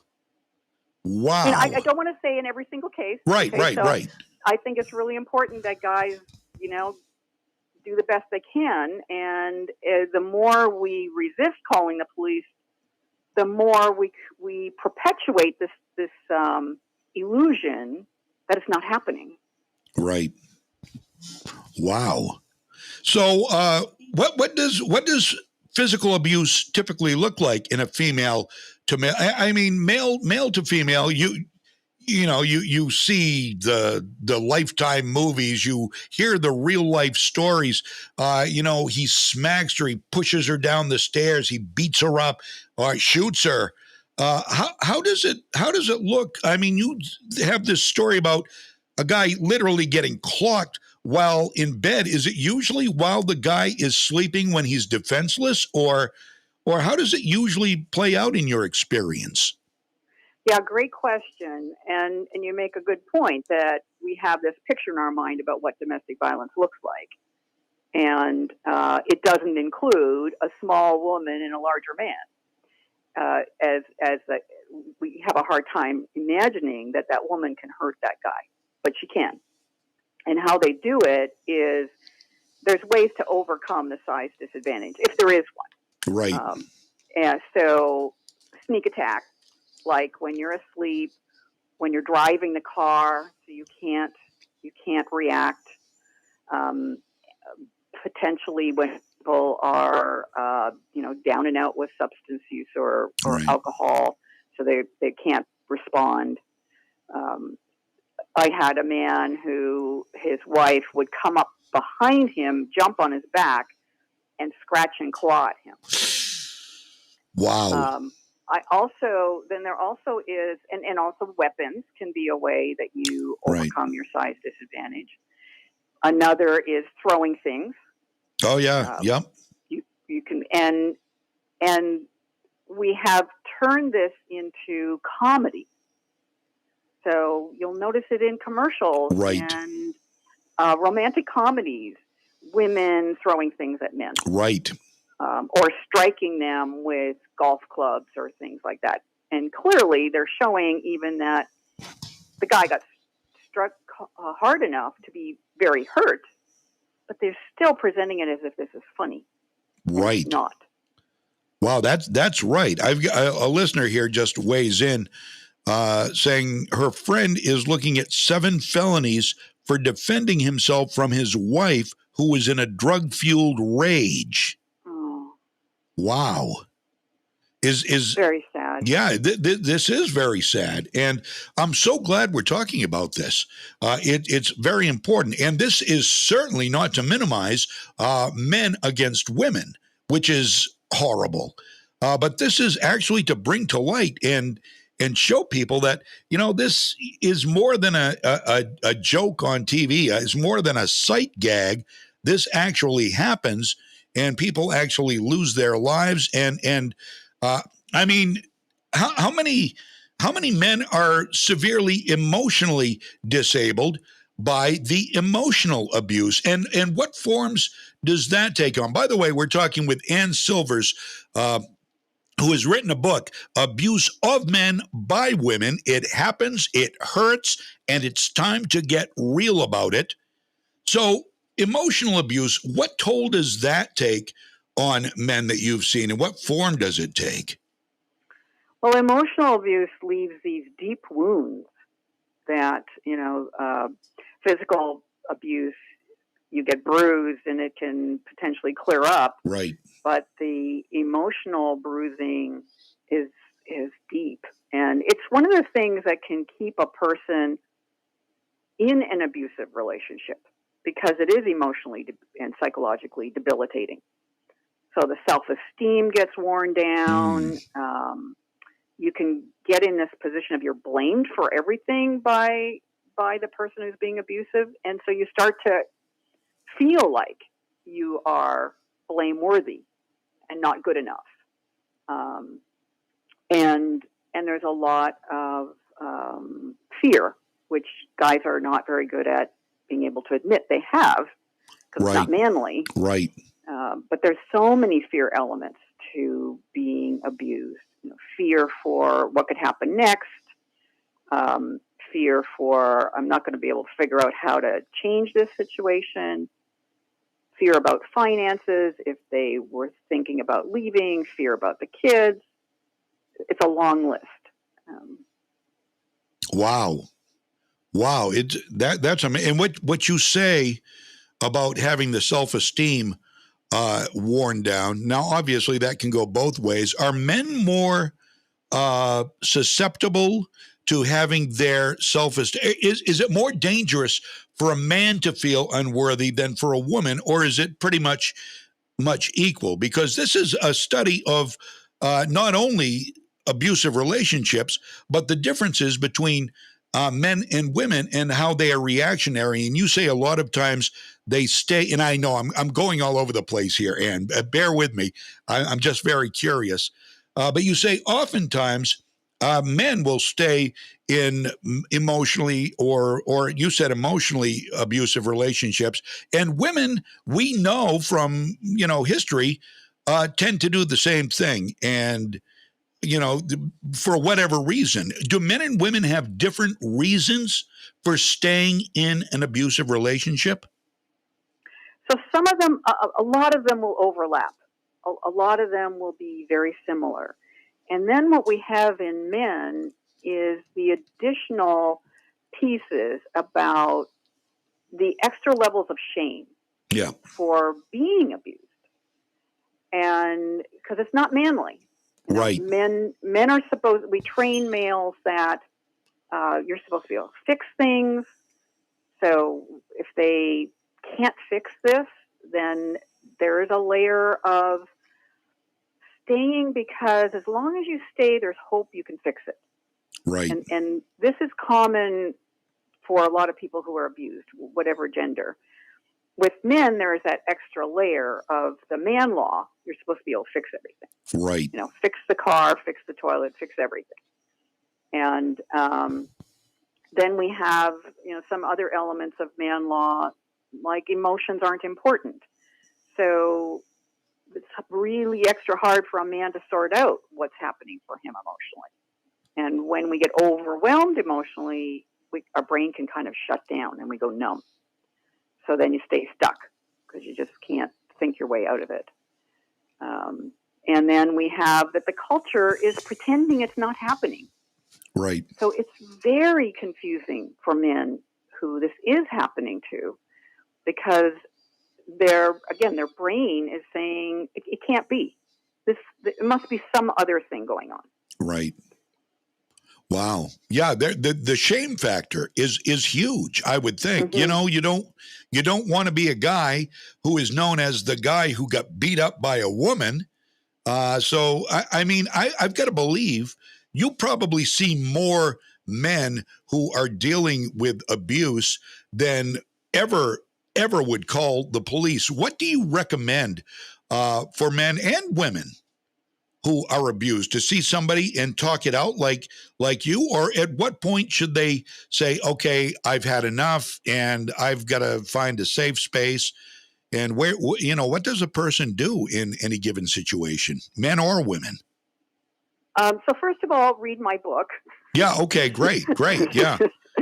And I spend a whole chapter talking about walking somebody through the pros and cons and the decision making of weighing, what's the right thing at that moment, because you can make different decisions. Life's an experiment. We're always experimenting with what works and doesn't work, and ideally take in that information. So somebody at one phase of an abusive relationship and one degree, because abuse is in different degrees, can be worse or not as bad. So sometimes therapy would be the thing to do. And for a guy who is abused, or even a woman who's abusive, so a woman who feels like she's abusing her guy, when you seek a counselor, you've got to ask questions. Questions like, do you believe that a woman can abuse a man? And if the counselor does a song and dance around, well, not really, then move on. Don't use that counselor. Is that pretty common in your profession, that there are counselors out there who are just willing to flippantly say, that's that doesn't happen. I'm not going to counsel that. Well, I don't know that they'd say I'm not going to counsel that, but they certainly could say that doesn't happen, or they minimize it. Right. So the way they minimize it is, and this is so typical of the whole domestic violence treatment community, is this, yes, women abuse men, but it's sometimes, it's not as often, it's not as much, it doesn't matter as much. And that minimization is another thing that gets in the way of a guy getting help, or even a woman who's being abusive getting help, because it is harmful, and it can be just as destructive as a man abusing a woman. Now, I've got to believe Ann Silvers, by the way, author of this book. You ought to get the book. It's on the screen right now. The title of the book is on the screen.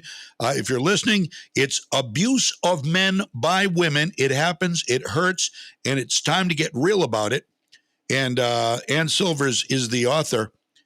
And I've got to ask you, at some point, when it's a woman abusing a man emotionally and hurting a man, you've got that masculine pride, and all, I'm supposed to be the leader of the household, whatever. I'm not saying that's the way it is in all situations, but there is that manly, I'm the protector, that protector image that a man tries to live up to or wants to live up to. And when that's diminished by somebody who is constantly undercutting him and saying he's not worthy and you're a bad man, you can't, saying you're a horrible man, you're nothing like your father, you're nothing like my father. I mean, at some point, can't that escalate and the abuse then turn to something physical and completely get out of control, and somebody winds up in the hospital or worse? Yeah, you make a good point. In any kind of gender configuration, abuse can escalate. Now, I would say that there's many, many cases where the other forms of partner abuse, the other 6 forms that we talked about that are not physical violence, lots of times that never turns into physical violence. But you do have to be careful. And one of the things to watch out for in terms of escalation is if there's sort of more minor physical violence, that can certainly escalate to more and more severe. So let's imagine somebody starts by throwing things, but they don't throw things at you. Okay. So it's a physically violent act, but it's not, and it's threatening. Right. So this is one of the things that physical violence does, is create this threat that now you're gonna be a good boy because you don't want that to escalate. Right. Okay? But then the next time, instead of throwing something that's not at you, they throw it at you. and then maybe the next time it's hitting you or other kinds of physical violence. Yeah. The guy that I mentioned early who got clocked in the middle of the night by his wife hitting him with the clock radio while he was sleeping. Earlier in the relationship, I remember him telling me a story of like it was a typical thing for her to throw things. So one day he's just talking to her on the phone about something, and he hears the cereal bowl, because she was eating cereal while they were talking. He hears the cereal bowl hit the wall. Wow. And so that is a case where it did escalate. Wow. So that sounds as much like anger issues, and you take it out on the person closest to you. Was that the case there? Well, the motivating forces behind partner abuse are three: control, demean, punish. Okay. All right. So it could be any of those three or all three. Wow. That's yeah. That's very succinct. That makes it very clear. Control, demean, punish. Correct. Wow. Unbelievable. So how can you tell if something is starting? You think it might be starting. Is it just an argument? Is it all in how you feel? I mean, is it all in how a person feels? I mean, a person can only be demeaned so much before they either snap and do something that's equal and opposite reaction, or just walk away from the situation. Oftentimes it ends in violence. And I've got to believe that other times the people walk away. Now, I know oftentimes when a woman walks away, the man who is inflicting the abuse follows and tries to enact revenge rather than move on with his life. Does the same happen with women toward men? Oh, so I think what you're speaking to is when a relationship ends. Right, yeah. It can be horrible for a man who ends a relationship with an abusive woman. And because we're in this cultural time when there's the system and the culture is slanted against men. So when women use false accusations against a man who's left her, they often get believed. Right, and so they can weaponize these false accusations, and they can do it in the court system by getting restraining orders against men. I'm totally for restraining orders that are valid, but totally against restraining orders that are based on false accusations. Right. And women can get the upper hand in divorce, even in, no fault situations that, that's the theory, that the divorce is based on no fault. But if a woman comes in with a false accusation of domestic violence against their partner, it can color the judge's judgment, even if it's not like legally a problem, even if it hasn't gone so far as restraining orders, etc. Right. Or it might not be domestic violence she accuses him of, but she accuses him of some other form of partner abuse. And the false accusations are really given a lot of credence, unfortunately, right now. And we need to go to a time where we're using our reasoning and we're analyzing for fact patterns rather than jumping to, if a woman says something, it's believable. Right. And we're doing the opposite. If a man says something, well, he's just dishonest. Wow. So I know of a lot of men whose lives are in different stages of ruin because of the false accusations against them from their wives or ex-wives. Now this can also obviously affect custody cases during a breakup, and that's horrible. If And we know that women typically, in divorce cases, women typically, not always, but typically are the ones that get primary custody of the children. But is it sometimes, should it not be that way in some cases, but the judge rules anyway because, well, it's the woman and we believe her before we believe the man? Yes, and we have, so you're going into the topic of parental alienation, which is a really important topic. So with parental alienation, one partner, and it can happen either gender, either direction, but one partner gets the kids to turn against the other one. Wow, yeah. And again, it's very manipulative. It's abuse. It's severe emotional abuse to the partner who's being alienated. Because can you imagine, if you're a parent, can you just imagine how horrible it would be that if you're a good parent and you cannot see your kid. How sad. Yeah. And oftentimes the kids are too young to make a decision for themselves. So yeah, that's got to be very hard. Yeah. So any of your listeners who are in that situation, parental alienation is something for them to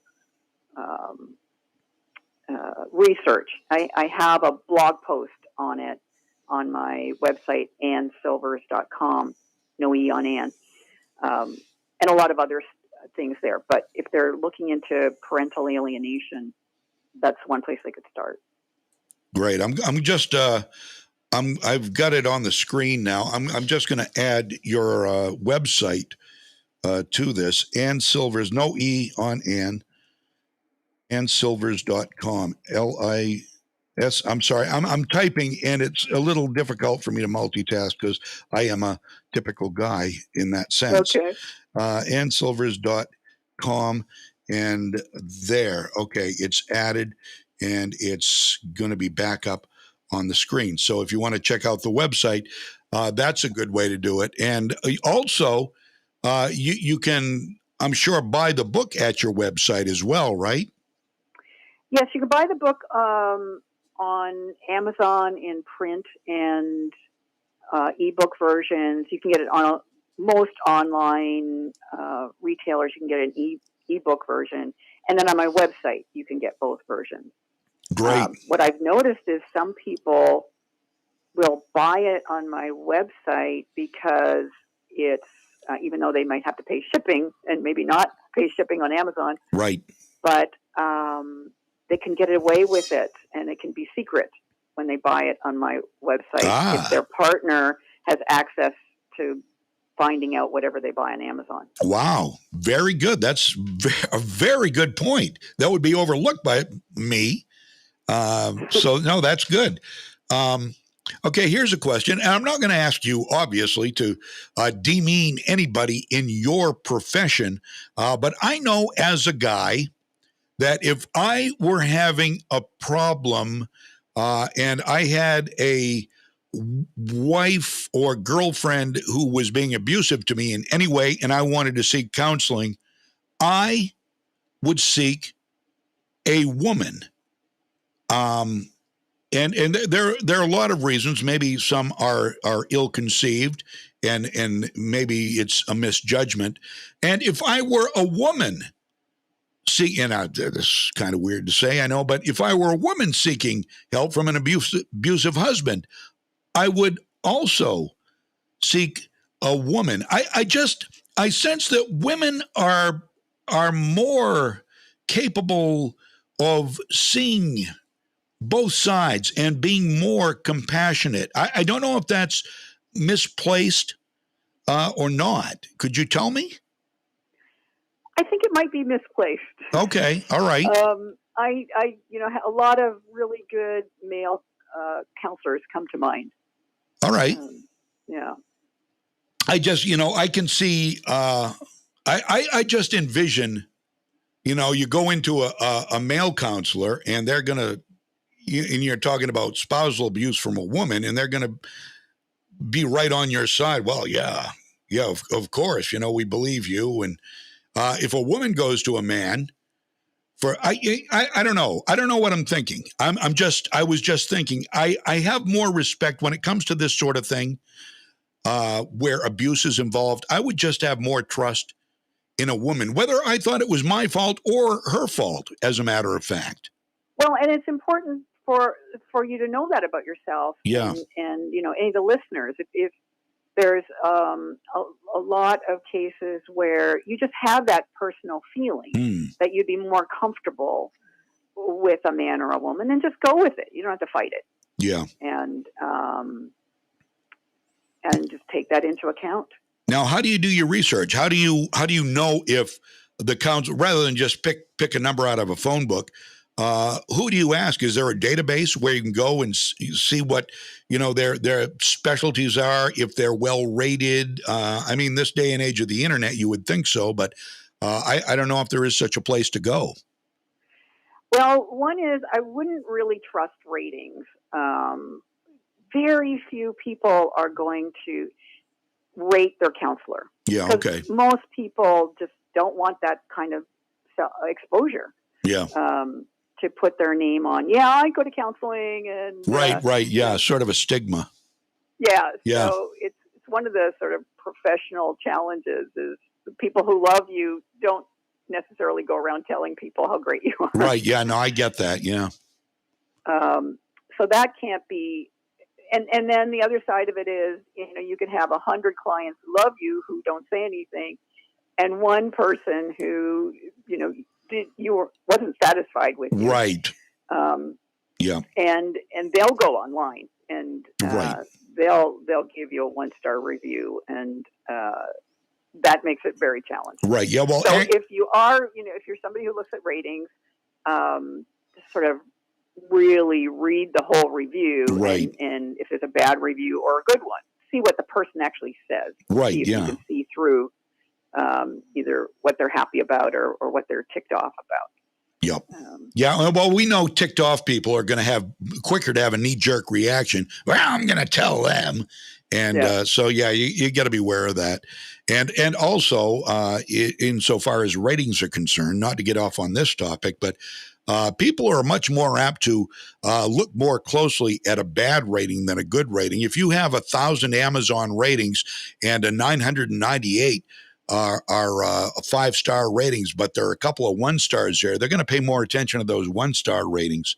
So that's a very good point. It's just too easy to do and judge people based on that. Yeah. So then, rather than that, looking at you certainly read it and take it into account, but be careful with it. Yeah. But then call the counselor and try and have some conversation and just get a feel for the person.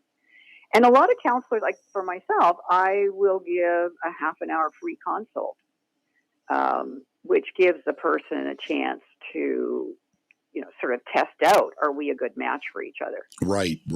Oh, that's great. That try before you buy. I like that. Yes. That's a great business model. I love that. Really, I do. So now, do you recommend for people couples counseling, or start out as solo and then maybe move into couples if it looks like it may help, or what do you suggest for people? It's a very individual decision, yeah, depending on the circumstances. I've certainly done it all sorts of ways. Okay, and I make those.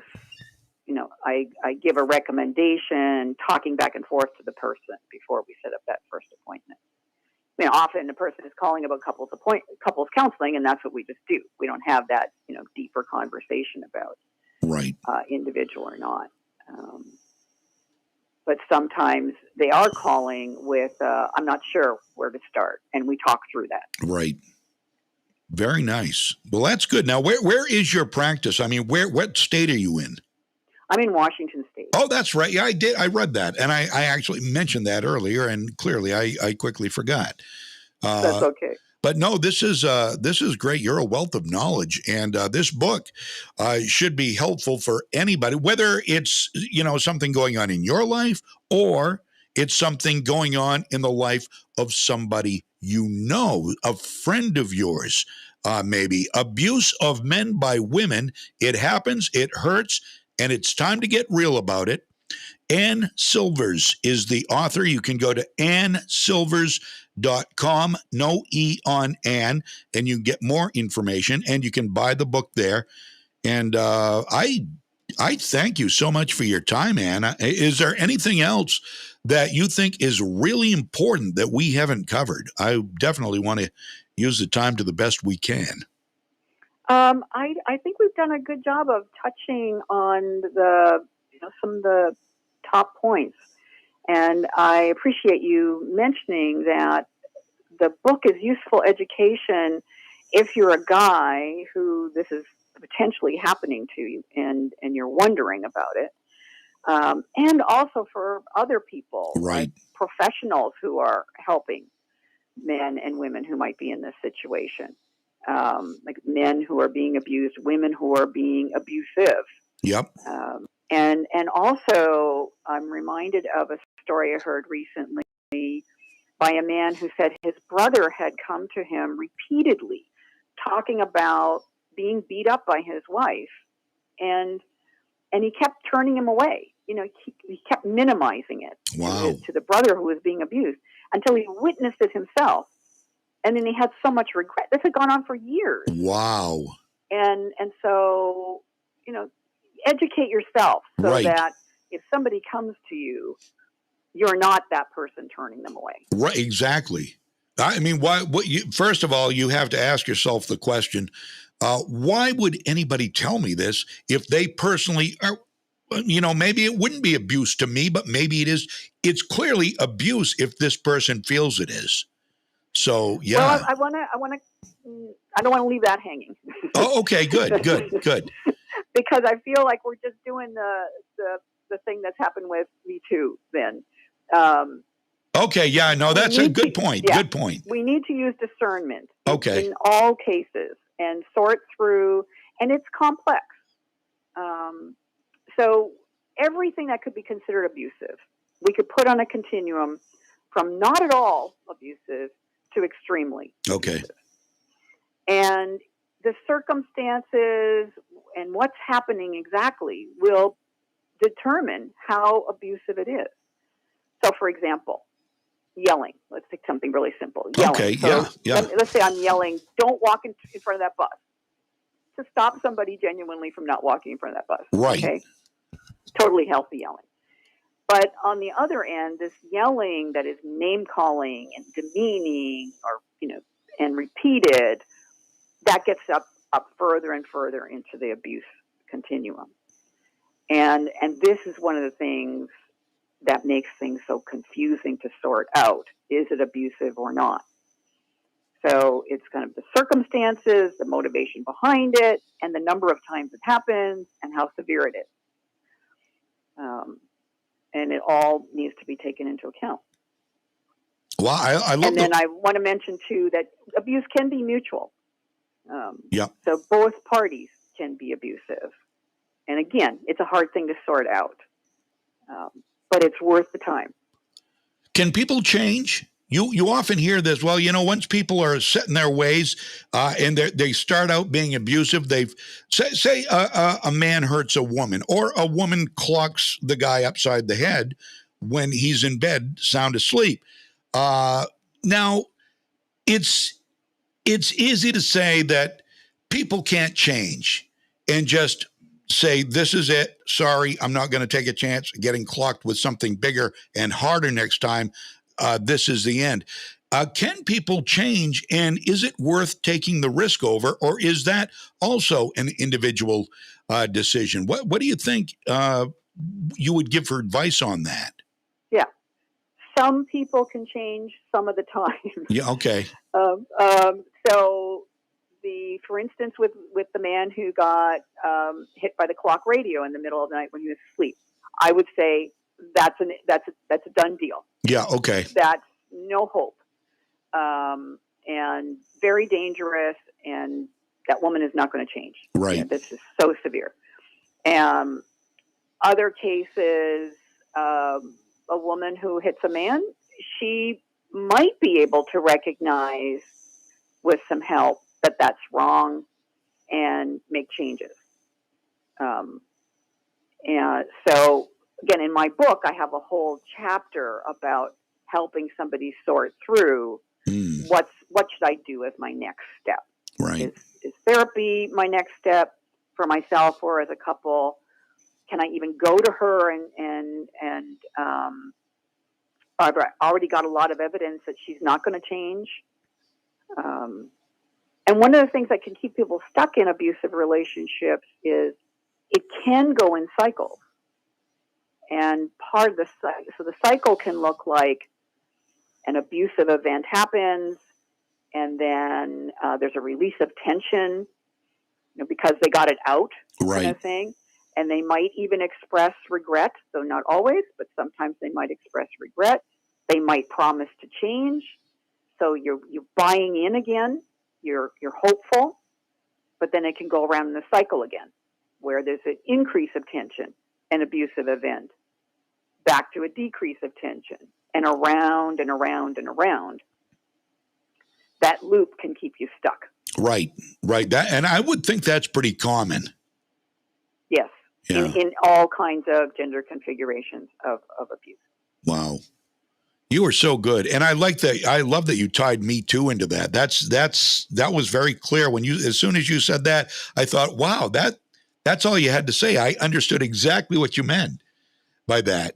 Yeah. And I want to say, I appreciate some things about Me Too. I mean, we really did need a reckoning where some of those things were happening to women for years and not getting appreciated and some results for change happening. But we've gone way too far with it. We've gone to this place of believe every woman who makes an accusation. And I see it over and over again on TV, and I'm just so frustrated with it. Yeah, absolutely.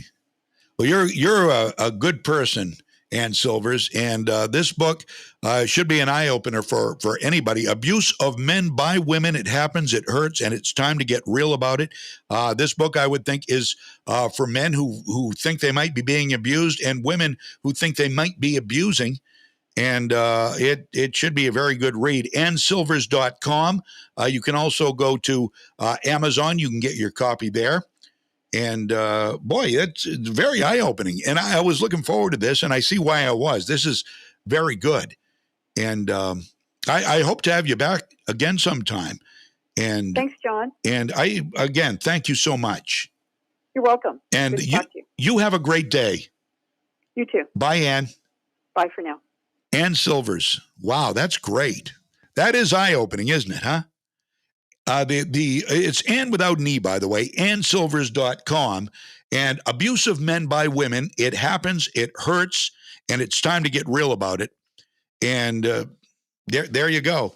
There's a resource for you, and you can get it today, as soon as today, if you wish. We've got more coming up. Got to take a break here. I'm John James.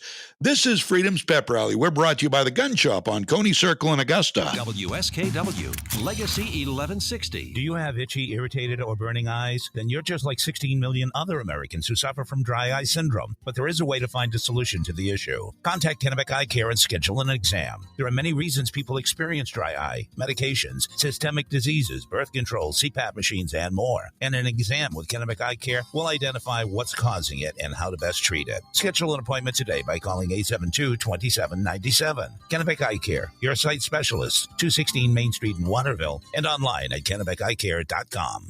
What's important here at Moody's is we have a lot of opportunity for upward mobility. Moody's definitely helped me through. They sent me to school. I got my degree in business. I had the demeanor and I had the willpower and the want. Our trade is constantly changing, and there's always new challenges that arise. I definitely feel like an owner. It's very exciting. When you like what you do, you like your job, you like the people you work with, what else could you ask for? Bring your skills to Moody's and build a long-term future with us. If you love to shop, whether it's for yourself or for others, you've got to visit Town Line Antiques. Because with new items arriving nearly every day, you never know what treasure you may stumble upon. Whether it's vintage signs, sports memorabilia, jewelry, coins, books, comics, artwork, or classic electronics, you're always sure to find something that tickles your fancy. Plus, there's lots of great furniture, glassware, and household goods. And their vintage Christmas booth is now fully stocked with so many wonderful items. If you're looking for ornaments, lights, stockings, figurines, or any other holiday decor, you've got to stop by to shop this dazzling selection. You'll also find Santas galore with dolls, pictures, ceramics, and more. Or how about a classic Christmas toy like a teddy bear or a truck? Townline Antiques is a great place to find that truly one-of-a-kind gift. Or treat yourself to a trip through some wonderful memories with a present for yourself. Townline Antiques, open Tuesday through Sunday from 10 to 5. Route 201, right on the Winslow-Vassalboro Town Line. I'm CBS 13 meteorologist Matt Honig. Sunshine will give way to increasing clouds this afternoon. Temperatures will still be cool in the low 40s. It will feel a lot different on Thursday. With some sunshine returning, temperatures will be in the 60s in most towns. It's a one-day warm-up. By Thursday night, we'll see more rain move in. Friday looks much cooler with highs in the 40s. All right, thank you very much, Matt. Legacy 1160 WSKW. I've left the information at the bottom of the screen if you are watching, obviously. And if you aren't watching, I'm going to repeat it for you. Ann Silvers, Ann without an E, AnnSilvers.com, or on Amazon. You can get her book, Abuse of Men by Women. It happens, it hurts, and it's time to get real about it. So I think, we've known this. We've all known this for some time, but nobody talks about it. Nobody wants to talk about it. And it's understandable that men don't want to talk about it because men are men. I mean, I get it. I get the psychology behind how hard it must be to talk about being abused by a significant other. And so it goes unreported, untalked about. It festers. Who knows? Who knows what it can mushroom into? So if you're a man who feels he is being abused, or you're a woman who and I appreciate the woman who said when she was much younger, teenager, in fact, had to, she realized she was actually, hitting a boyfriend because that's how she dealt with it and realized it was wrong. So obviously abuse goes both ways. Men on women, which is absolutely horrible. Women on men is not much better. Not better at all. Both unacceptable. And I realize it happens more men on women than women on men, which is absolutely horrible. And then oftentimes, and I guess I sort of asked her, men typically stalk women after the breakup, after the separation, after the woman leaves. It's like, and I just want to say to these men, get a freaking life. Move on. Leave her alone. You've been there, done that. You've ruined it. Now just move on. Get yourself some help. Get over it and move on. But they stalk and they stalk and they stalk. And, protection from abuse order, what is it? It's a piece of paper. Exactly. The woman in Dexter with the 2 children had a protection from abuse order when she was gunned down by an ex. I just can't even imagine. I can't wrap my brain around being so transfixed by an individual who I have hurt. Clearly, I couldn't have liked them a whole lot because I've hurt them in the past. But now all of a sudden, they have left me. How dare they leave me? I'm not going to move on with my life, nor am I going to let her move on with hers. I will stalk her. I will try to get her back. And if I can't get her back, I will hurt her. How often does this happen? Now, I don't know how often a situation like that happens. I should have asked her this. Do women stalk men after a breakup, after they abuse a man? Do they stalk men the same way a man will stalk a woman? To ruin and what that ends up doing, what does that end up doing? It ends up destroying the life of the woman, especially if he kills her, and it ruins his life. If he doesn't take his life, and that happens a lot too. Again, these are permanent solutions to temporary problems. And obviously, this is when the abuse goes much, much deeper over a period of time. But we've had some very interesting topics. We talked about heart attacks and symptoms for a half an hour with John Garofalo this morning. Very enlightening. And, with Ann Silvers, we're talking about all these different instances of abuse against men and men's hesitancy to report them. And then the hesitancy sometimes of police and the district attorneys and the officials to believe the men because, women don't hurt men. It's, wow. Very interesting. Judy says, years ago, I had to take all the neighbors to help David report to the police after he kicked her out. Really? Wow. So there's a sign of a woman stalking a man. That's what I'm reading from this. It's very, abuse is very sad. Abuse is very sad, no matter who it comes from. It's very real, no matter who it comes from.